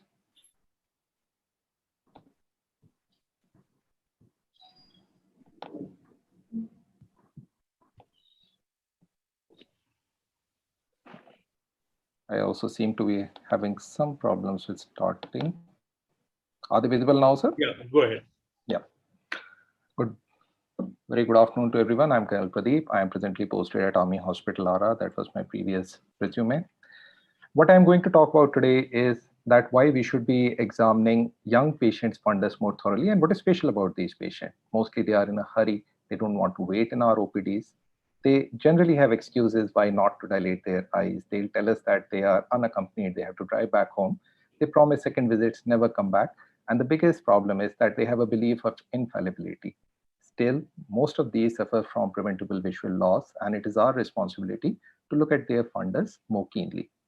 And what I am here to talk about today are a few examples where diagnoses were missed because the fundus was not evaluated, the correct methodology to ensure that a retinal diagnosis is always achieved, easy ways of examining the fundus, and few take-home messages. So my target audience today are my non-retinologist colleagues, my postgraduate trainees. The content may seem basic, but it is essential for a complete evaluation. So first, coming to the tale of few specs in vitreous. Now, most of us, when we start examining the eye, and especially on the slit lamp, the moment we start with 90°, we try to focus on the retina. We forget that there is a huge space between the lens and the retina where the vitreous is lying, which is an important indicator of a person's health. So this 35-year-old male presented with floater with a best corrected visual acuity of 6.6 in both the eyes. And this is all that could be seen. If you see carefully, there are few yellow specks which are anterior to the retina. Out here, you can see them, and they were seen more keenly on a FA. Now, this patient, initial workup for uveitis showed a small nodules in the left upper lobe. They were the follow-up of 6 months. These specks, we tried treating them with systemic steroids. They'll reduce in size whenever the steroids are stopped. They'll increase in size. And that is when we re-evaluated this patient and came with this report on PET-CT scan. The PET-CT told us that this was probably a case of CA. The CT-guided biopsy told us that it was a non-small cell lung carcinoma. And surprisingly, the vitrectomy sample also gave the same report. The resection has been done, the patient is healthy, but simply because that we were able to look at this vitreous early on. So my advice that all of us, when we are examining our patient, should also learn to examine the vitreous before we focus on the retina. Now, the second case was of a 23-year-old lady where she was just not happy with the spectacles that she was getting, multiple change of spectacles. She had a best corrected visual acuity of 6.9 in the right eye, and everybody kept changing her spectacles. And this is what she had. So these young patients, they generally have inflammatory diseases. A very clear-cut diagnosis turned out to be toxoplasma positive, responded to intravitreal clindamycin and Ozurdex, and has a stable vision. The tales don't stop here. So we had a fluctuating vision in a 31-year-old entrepreneur, 3-week history of episode of blurred vision, and everybody told that how much time are you working on your computer? He said 10 to 12 hours, and people kept treating him for computer vision syndrome, tear substitutes, and this was an easy clinching diagnosis had anyone looked at the fundus. Now, interestingly, when we started managing him and we referred him to our psychologist, we realized that this patient also had anxiety episodes, depression, and even suicidal ideation. He has received psychiatric help. We don't know whether we prevented a suicide or not, but it is important for us to help out these patients by looking at them holistically. Now, this was a 22-year-old lady, an aspiring pilot, but when she went for the medical examination, she was rejected, saying that she is colorblind. She is color perception 3 on our Ishihara chart. And she presented for reevaluation, saying that what is to be done. She was told that nothing more is required. But remember, this was a lady, and she had a color perception defect. When we looked closer, we realized that this person was suffering from a cone dystrophy, and there was a definite role of giving genetic counseling because she had a great reproductive career ahead of her. She had to choose when to have children, whom to have children with. The role of ultraviolet protection was there, which could have prevented worsening of this disease. And more importantly, we had to inform the patient that this was a progressive disease and not just a stationary color blindness. So this is important to look at these patients also. There was a 27-year-old national level marathoner. He completed his marathon and said there is heaviness in the right eye. And as it happens, he was told that it is because of excessive sunlight exposure. And he carried on for about a couple of weeks before he presented to us in this particular manner. Now, there was a case of a CRVO in young, which has a huge battery of investigations which needs to be completed before the patient can be disposed of. And after all the investigations, we decided that dehydration was the probable cause. He was advised that next time when he is doing his marathons, he should be more careful about his hydration. Though we treated the patient conservatively, we did not do any intervention. But one should remember this was too dramatic a disease to miss, and it's a potential lawsuit for the primary ophthalmologist. So even if, as has been said earlier, the vision is 6.6 or 6.9, please don't forget to look at the fundus. Now, there was a photophobic driver.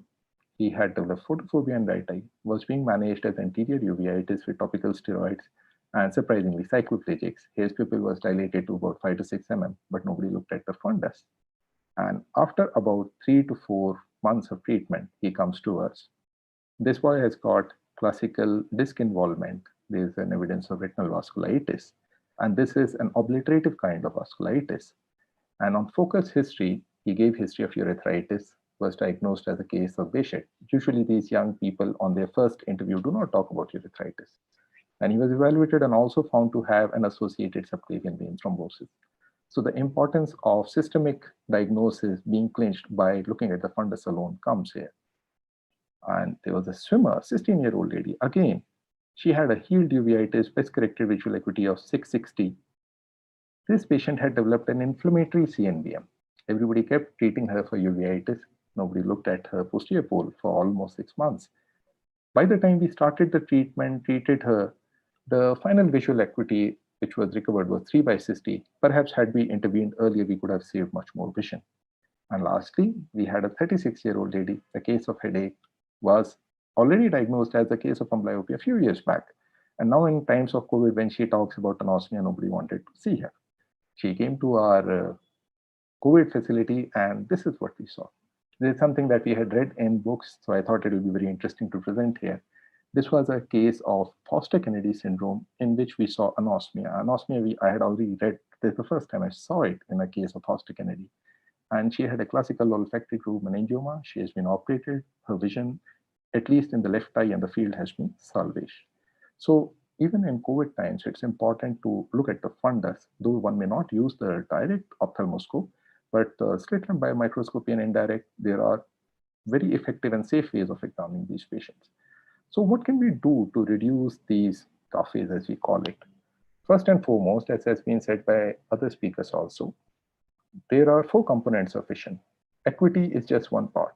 Contrast, color, and field are important. And if we don't want to miss retinal diagnosis, we have to learn to assess them also. And color vision should be incorporated as a matter of practice. Next is swinging flashlight test. That we were talking about the assessment of CRAO. In a case of CRAO, very early in the disease, you can pick up a RAPD. So if you have a RAPD, one should start thinking in terms of more sinister diagnosis. And also, while you test the patient with a swinging flashlight test, it helps by inducing photostress.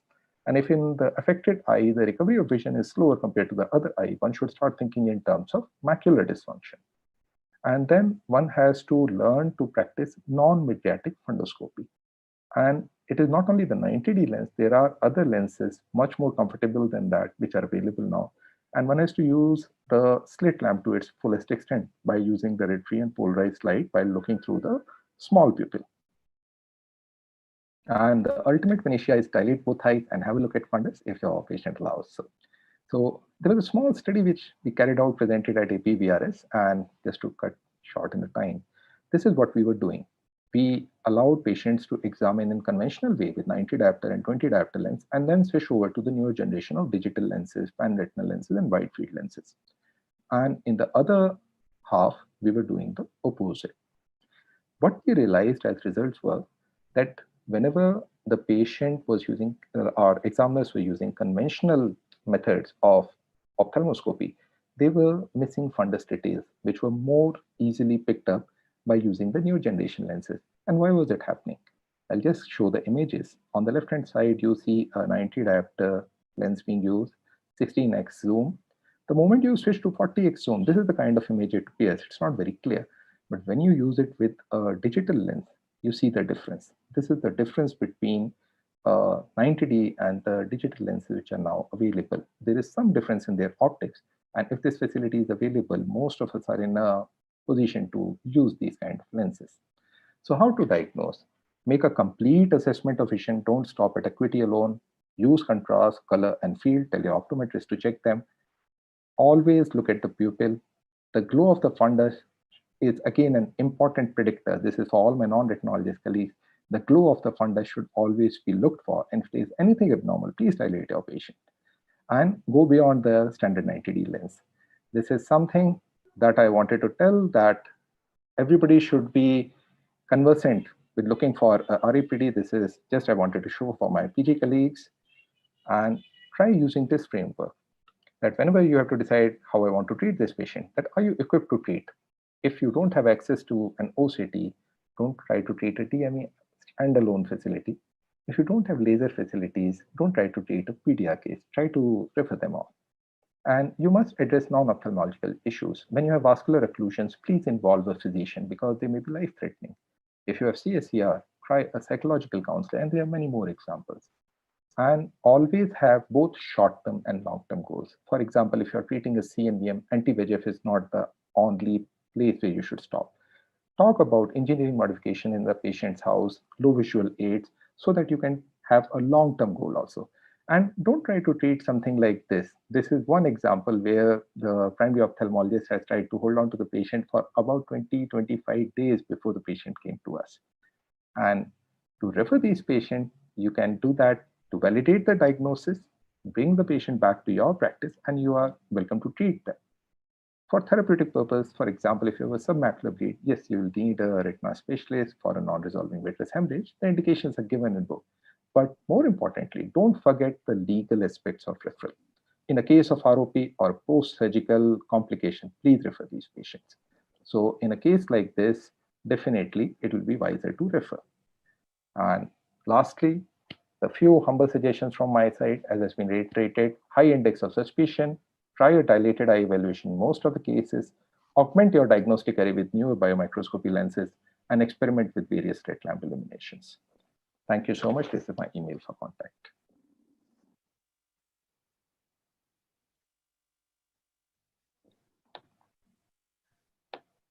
You are muted, sir. Yeah. Hi. Sure. Thank you, Dr. Pradeep. I think basically you put everything that people have told, the piecemeal points, into one comprehensive whole. So it was a good thing. The only thing is you've spoken a little before the last speaker, but thank you very much. I think all these points are very valid. One thing I want to know, which is the digital lens that you advise for using for the slit lamp biomicroscopy? So I'm using a digital HiMac and a digital Whitefield. Both of them are from Vogue. I don't have any financial interest with Vogue. The ocular lenses are equally good. So digital HiMac and digital Whitefield, sir. Whitefield. So you showed very well and very sort of comprehensively that there's a huge difference in what you see. So I was impressed. I thought, let me note it down and maybe try to implement it in my own practice. Can we come to the last talk first, and then we can, for 5-10 minutes, have a discussion, because actually we are running out of time now. I never thought we could run out of time, but we have. So can we come to Dr. Ramesh Venkatesh? What not to miss on OCT? Are you ready now? Dr. Ramesh? Are you there, Dr. Ramesh? I think he's just logged off, sir. He's logged off? Yes. I just talked to him, sir. He's joined. In the meantime, if anyone has any questions. Yeah, log in.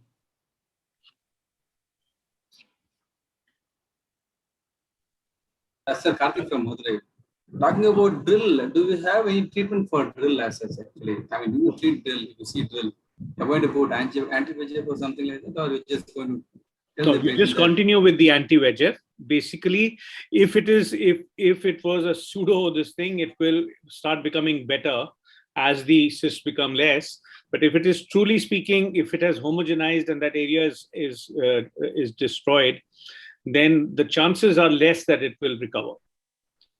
Even though there is no macular edema, can we? Even though, because actually it lost its architecture. Yes. And actually what happens is, even if it's lost its architecture, you see the surrounding cells can cover up to a certain area, but they cannot cover if that area becomes large. Then it's like a scotoma over there. So if it's small, it will still not make a difference to the final outcome. But if it's large, then it will leave a scotoma in that area, and then the visual function would be affected. Thank you so much. Is he coming? In your opinion, whether the cystoid macular edema is more likely to cause drill, or is there any study that shows which type of edema is likely to cause drill? I don't think cystoid macular edema per se is likely to cause drill, unless it's a very, very long-standing effect. If it's anything which, see, if you press some area for a short period, nothing going to happen. But you press it for a very, very long period, automatically that architecture will get deranged. So it depends actually on the duration of the cyst and the size of the cyst. So that's why I think one picture was shown also where the large cyst with a little bit of some hyperreflective material within it, that stays for a long time. Then when it goes, you'll still have drill in that entire area, because that would have that material would have actually the cells would have died, and the architecture would have been destroyed permanently. So it all depends possibly on the duration of this thing. So if it goes away, it will not cause. Even if it's recurrent, it won't cause a problem. But the problem will come if it's persistent, doesn't go away, and is large enough to cause pressure effects.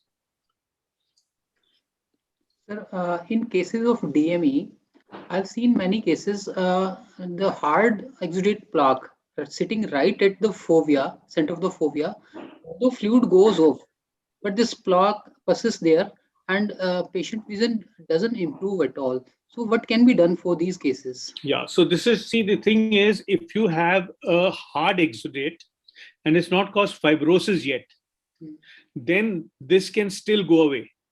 Okay. The important thing is that if this the hard exudate per se is not what you're treating, but if it's got if it's got edema surrounding it, when that edema goes away, your visual function will improve to some extent. And I had a discussion. We had a presentation in which Dr. Dipinder Singh was there. And he was talking about how he noted that sometimes if you continued to give treatment with anti-VEGF agents, the hard exudate went off over the next few months, and some improvement in vision occurs. Now, this improvement may be because of the surrounding edema going away, and that you are not going to treat the hard exudate if there's no edema at all. But if there is surrounding edema and you continue to treat it, it will have a dual effect. The edema goes away, the para-lesional vision will become better, and over a period of time, this hard exudate goes away, and you may get some better return in visual function. If, however, fibrosis has occurred there, then the fibrosis does not go away. Only the edema part can go away. So there will be some loss of vision in those cases. Thank you. Are we getting Dr. Ramesh back, or? He just said, I think 1 minute he wants. Okay. So any other, there was, okay, somebody was talking about how much is adequate response. So to my mind, if I am able to get, if not in every injection, if in an alternate injection, when I get at least 10% decrease in the thickness, or morphologically, see, the thickness may not be changing too much on the OCT, but the morphological change occurs and the cyst becomes smaller over the area. The subretinal fluid starts going down. I would consider that as an adequate response, adequate for persisting on that treatment, not an indication for making a change in the drug or the type of treatment. Anyone would like to comment on that? So even I'm also following the criteria of 10%, sir. Okay. This is just the OCT morphology. Yes, or morphology. I mean, it's 10% or even a change in morphology resulting in a decrease in the subretinal fluid or a decrease in the intraretinal cyst. It means you're just getting a response. It's enough to continue on the same. No, I just want to have your opinion whether we have reached that stage that looking at the OCT morphology, can we decide which injection to give? Can we personalize it? I don't think so. We need some more data. I don't think so. I think, and that is why I was making that point about starting off with anti-VEGF. So the decision is not based on the morphology, it's based on safest first. And safest is the anti-VEGF. Start with the anti-VEGF, don't get a response. For a breakthrough, you could give a steroid. And then when you again need to go, I would not repeat the steroid more than once in 6 months as a rule. So in the interim period, because you can very often get a rebound with the steroid. So I will follow up monthly. And if after the 3rd month and the 4th month, I find any increase occurring, I would immediately give an anti-VEGF. Next 2 months, I would cover up. I'll present it another way. If we have an equally safe intravitreal steroid, then how will you approach? Okay, so if I have an equally safe intravitreal steroid, I may prefer in very severe edemas to start off with a steroid, and then go ahead to. What is severe edema? Maybe say if it's more than say around 750 to 800 microns of thickness, and especially if it's with large cysts. Subretinal fluid will go off with everything, but if it's large cysts, I may prefer to start off with a steroid and then go ahead to. Yeah, because large cysts are mainly because of the Muller cell apoptosis and dying off. I think. Yes, so we want to more inflammation. Yes. So one thing I wanted to ask, what is the opinion of the house about combined injections when we are giving an Ozurdex along with any of the intravitreals? What is your opinion on that? Frankly speaking, there was some discussion yesterday. There was a meeting yesterday also. And there's actually a study which showed no added advantage. But to my mind, it's only good for the doctor, not for the patient. And not not good for the doctor in a government setup. Yes, Already. So I believe sequential is the way to go. Combined does not give you, this is not a synergistic picture. you do not get any synergistic effects. You end up spending more patients' money, and you don't give him anything more than you would get with an sequential. You could give it the next month. Yes, sir. You don't lose anything. Tell me, what do you get from giving a steroid and an anti-VEGF when the steroid is going to last 3 months? If you feel you didn't get enough of a response at the end of the first month, you could have added at that time. And if you've got your response, why do you need to add? Why do you want to make the patient waste money? I think he's ready, sir. Should we? Okay, yeah, please go ahead. Yeah. Ramesh, please go ahead. I am extremely sorry and apologetic for this. No, you should just go ahead.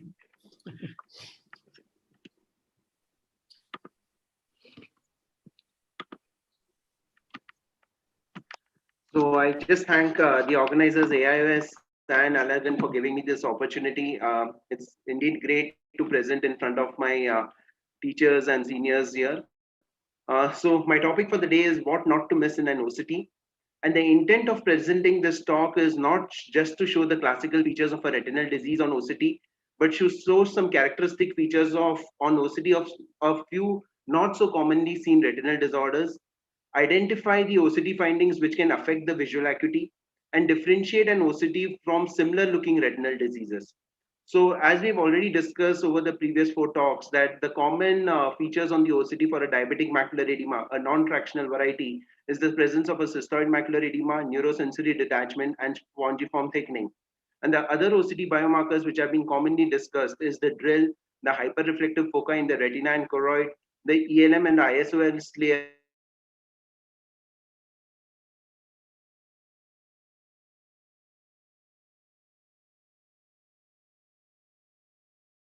so basically drill is disorganization of, there's basically a structural damage to the retinal inner layers and there is loss of parallelism.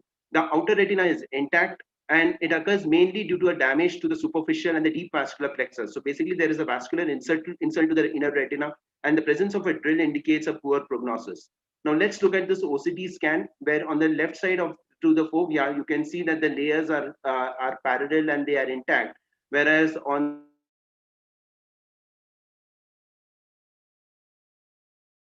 the and also of the outer deep capillary plexus, you can very clearly see the capillary dropouts and the flow void areas which are seen on the OCT angiography. So what I wanted to say with this slide was that if you are suspecting macular ischemia in a patient with a diabetic macular edema, you don't always need to do an OCT angiography to ascertain whether the patient is having macular ischemia or not on the OCT angiography. Probably the identification of a drill and a disorganization is a good enough sign to say that there is a macular ischemia which is associated with it.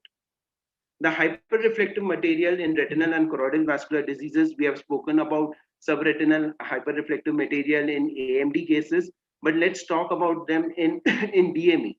So this is a 57-year-old male who's a non-insulin dependent diabetic mellitus patient, visual acuity of 6/6, and he has got already got 4 intravitreal injections of ranibizumab, and he develops an intraretinal or intracystic hyperreflective material. And what you can see is that post-treatment, so basically he's not been responding to the anti-VEGF, and post-injection Ozurdex, he has shown a slight response, but there is a presence of a hyperreflective material which is present within the cyst. And this is quite a rare condition. Even in this second case, we can see that this patient has had a very poor response with intravitreal anti-VEGFs, and he develops this intraretinal hyperreflective material. And post-treatment with IVTA, you can see that there is a reduction in the size of the cyst as well as in the hyperreflective material. This kind of hyperreflective material which we found in the intraretinal layers can also be found in the subretinal layers within the subretinal fluid as well. And we published a recent paper where we described the intraretinal hyperreflective material in center involving diabetic macular edema as one of the poor prognosticating signs in diabetic retinopathy or DME. So the reason why we get this hyperreflective material within the cyst is basically because of 3 reasons. You have this microaneurysm which are closely associated with the cyst. So there is a persistent leak from these microaneurysms into the cystoid space, which continuously keeps on leaking. These hyperreflective material are usually associated with discontinuity of the ELM and the ISOS. So there is a communication for the shredded photoreceptors to get collected within the inner retinal layers. So that is another theory which we are trying to put it up. And third is that this hyperreflective material is an accumulation of heme, fibrin, and exudates, and therefore it's a mixture of hemorrhage within the cyst which is happening. So that is why it's a very poor prognosticating sign, and that poor prognosis could also be because of the discontinuity within the ELM and the ISOS layer which we have in such cases. So when we try to differentiate this hyperreflective material within the intraretinal space and the subretinal space, in intraretinal space, you get it in chronic cases of DME, where the inflammatory fibrin-like material is associated with heme. They usually respond poorly to anti-VEGF injections, and intraocular steroids are useful in such cases. Whereas when you get a subretinal hyperreflective material, they're usually associated with systemic diseases like hypertension and renal disease. They are seen in neurosensory detachment, and they usually a good systemic control of the nephrorenal problem and the hypertension helps in reduction of this hyperreflective material. And the visual acuity depends on whether the hyperreflective material is located underneath the fovea or not. So we also found this hyperreflective material in patients with acute BRVOs, where it is again a mixture of heme, exudates, and fibrin, and it is the location of the fovea at the fovea which decides what is going to happen to the final visual acuity. So this is a patient with an acute supratemporal BRVO, and what we found is that there was a presence of subretinal hyperreflective material in addition to the subretinal fluid. And when we treated this patient with anti-VEGF, the visual acuity did not improve much because of the presence of the residual hyperreflective material which got accumulated underneath the fovea. So we published this paper as well, where we said that there is this hyperreflective material which you get in vascular diseases involving the retina, such as in treatment-naive BRVOs as well. And that also indicates a poor prognosticating factor if it is associated underneath the fovea. So we all know STREM has been classically described as type 1 or type 2 when it is above or below the RP. And presence of a STREM indirectly indicates the activity of the membrane. So treatment has to be given when there is STREM. Now let's look at other vascular disorders like MACTEL. So you have an ample number of features which you see in MACTEL and proliferative and in PFTs. So this ranges right from foveal thinning to inner retinal opacification, perifoveal hyperreflectivity of the deep capillary plexus, retinal crystals, degenerative cysts in the outer and the inner retina. There's one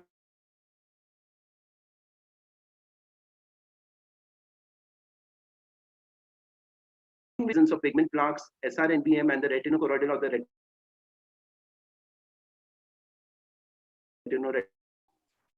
retinal features on the OCT in cases of MACTEL type 2.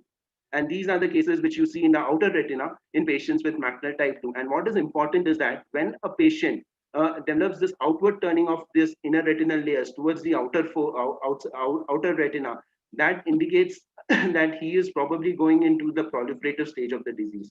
So we need to look at this more carefully.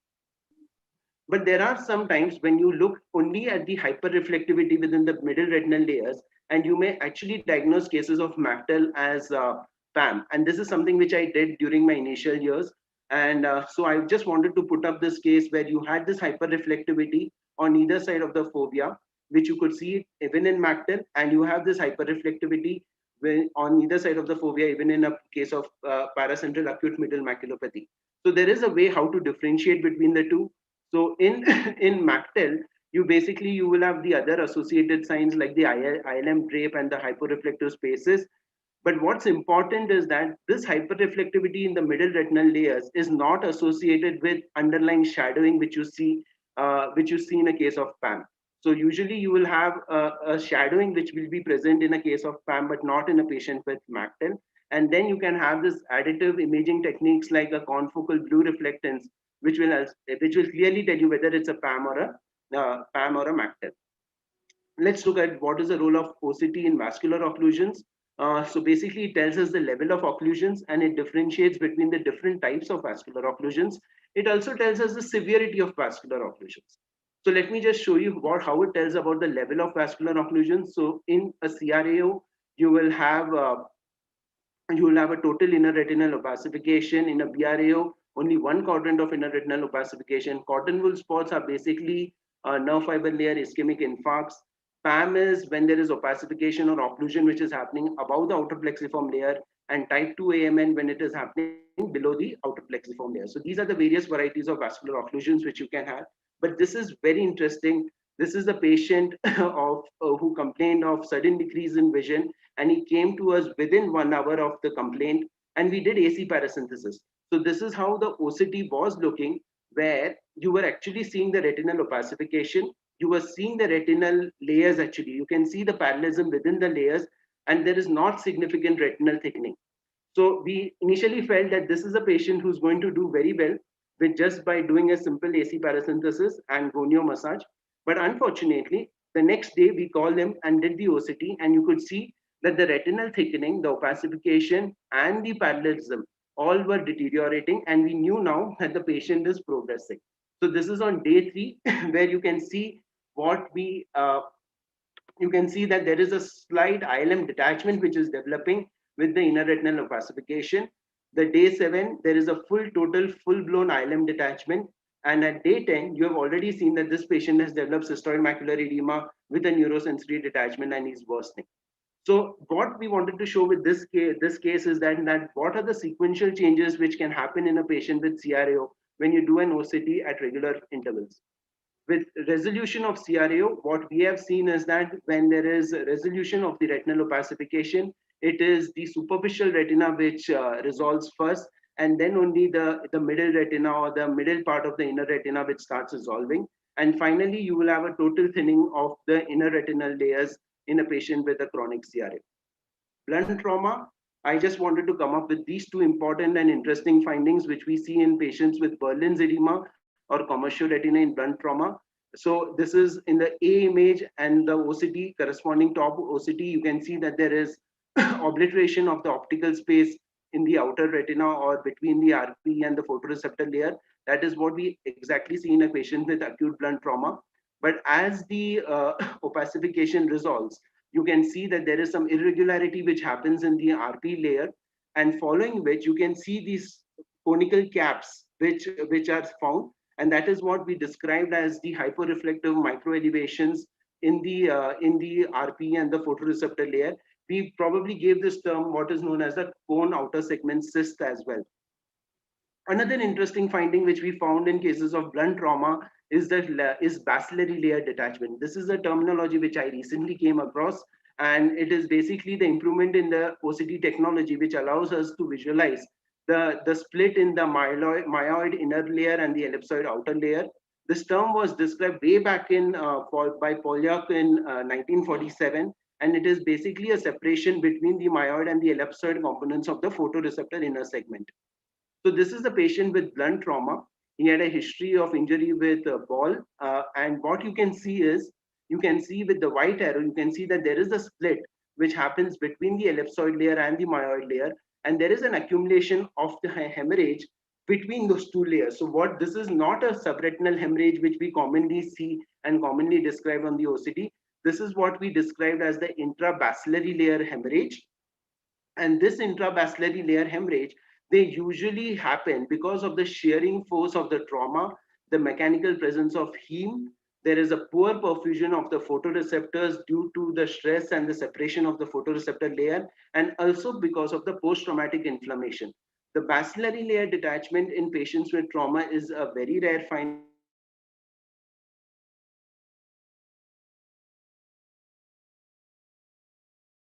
and attachments, they usually with time they resolve on their own, and the hemorrhages they resolve, leading to an attachment of the bacillary layer.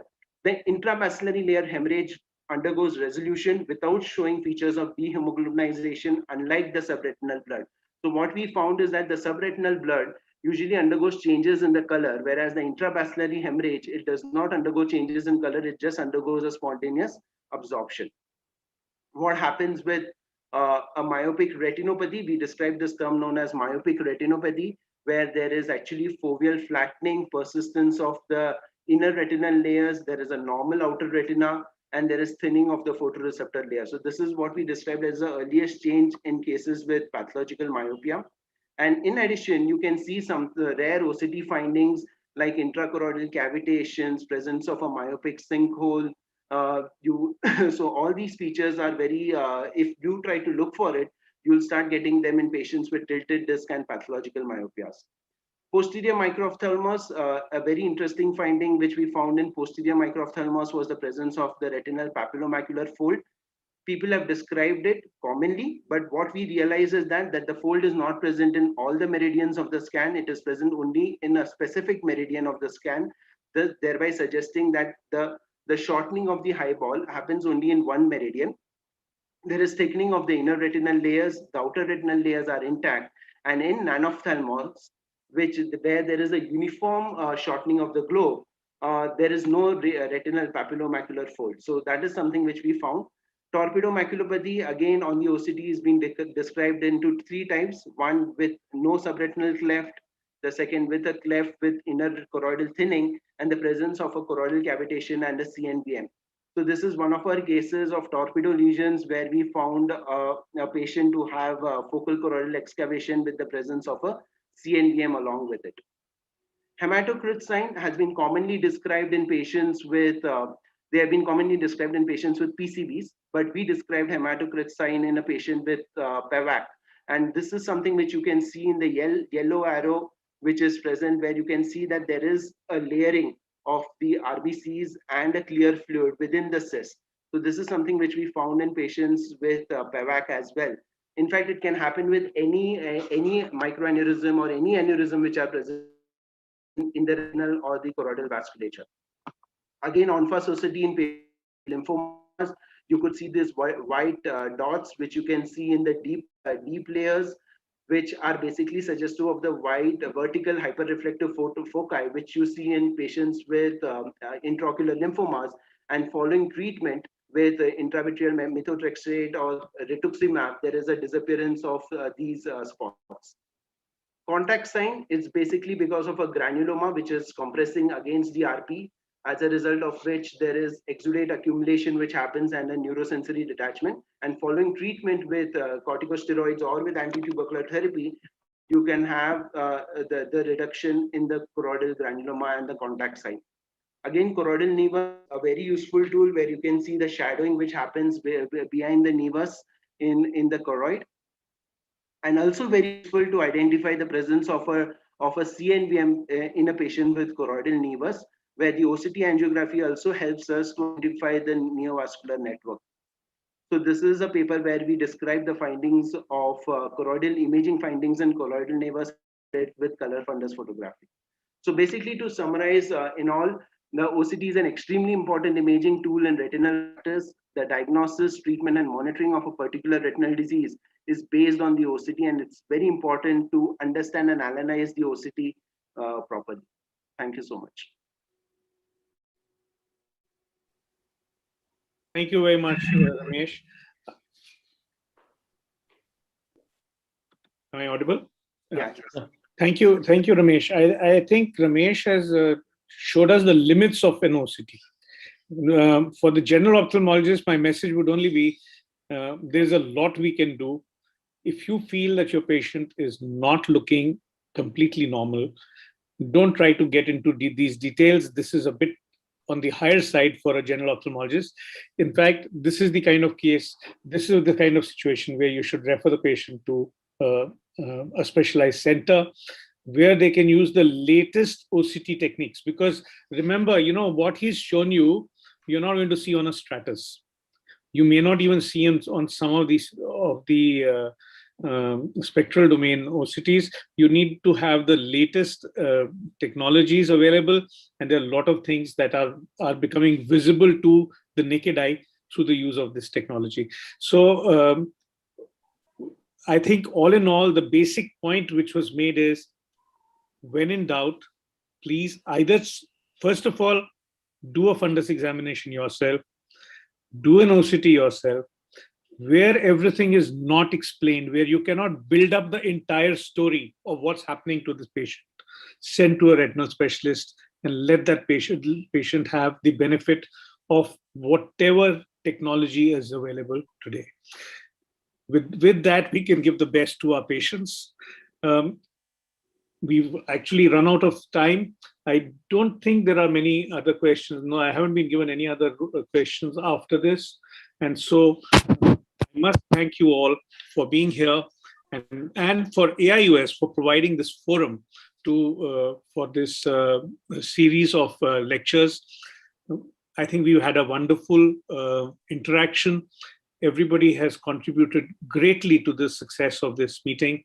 And thank you very much, everybody. With these few words, I want to say bye-bye. And good day. Take care. Thank you, sir. Thank you, sir. Thank you so much. Thank you. Thank you, everyone. Thank you, Have a everyone. nice day.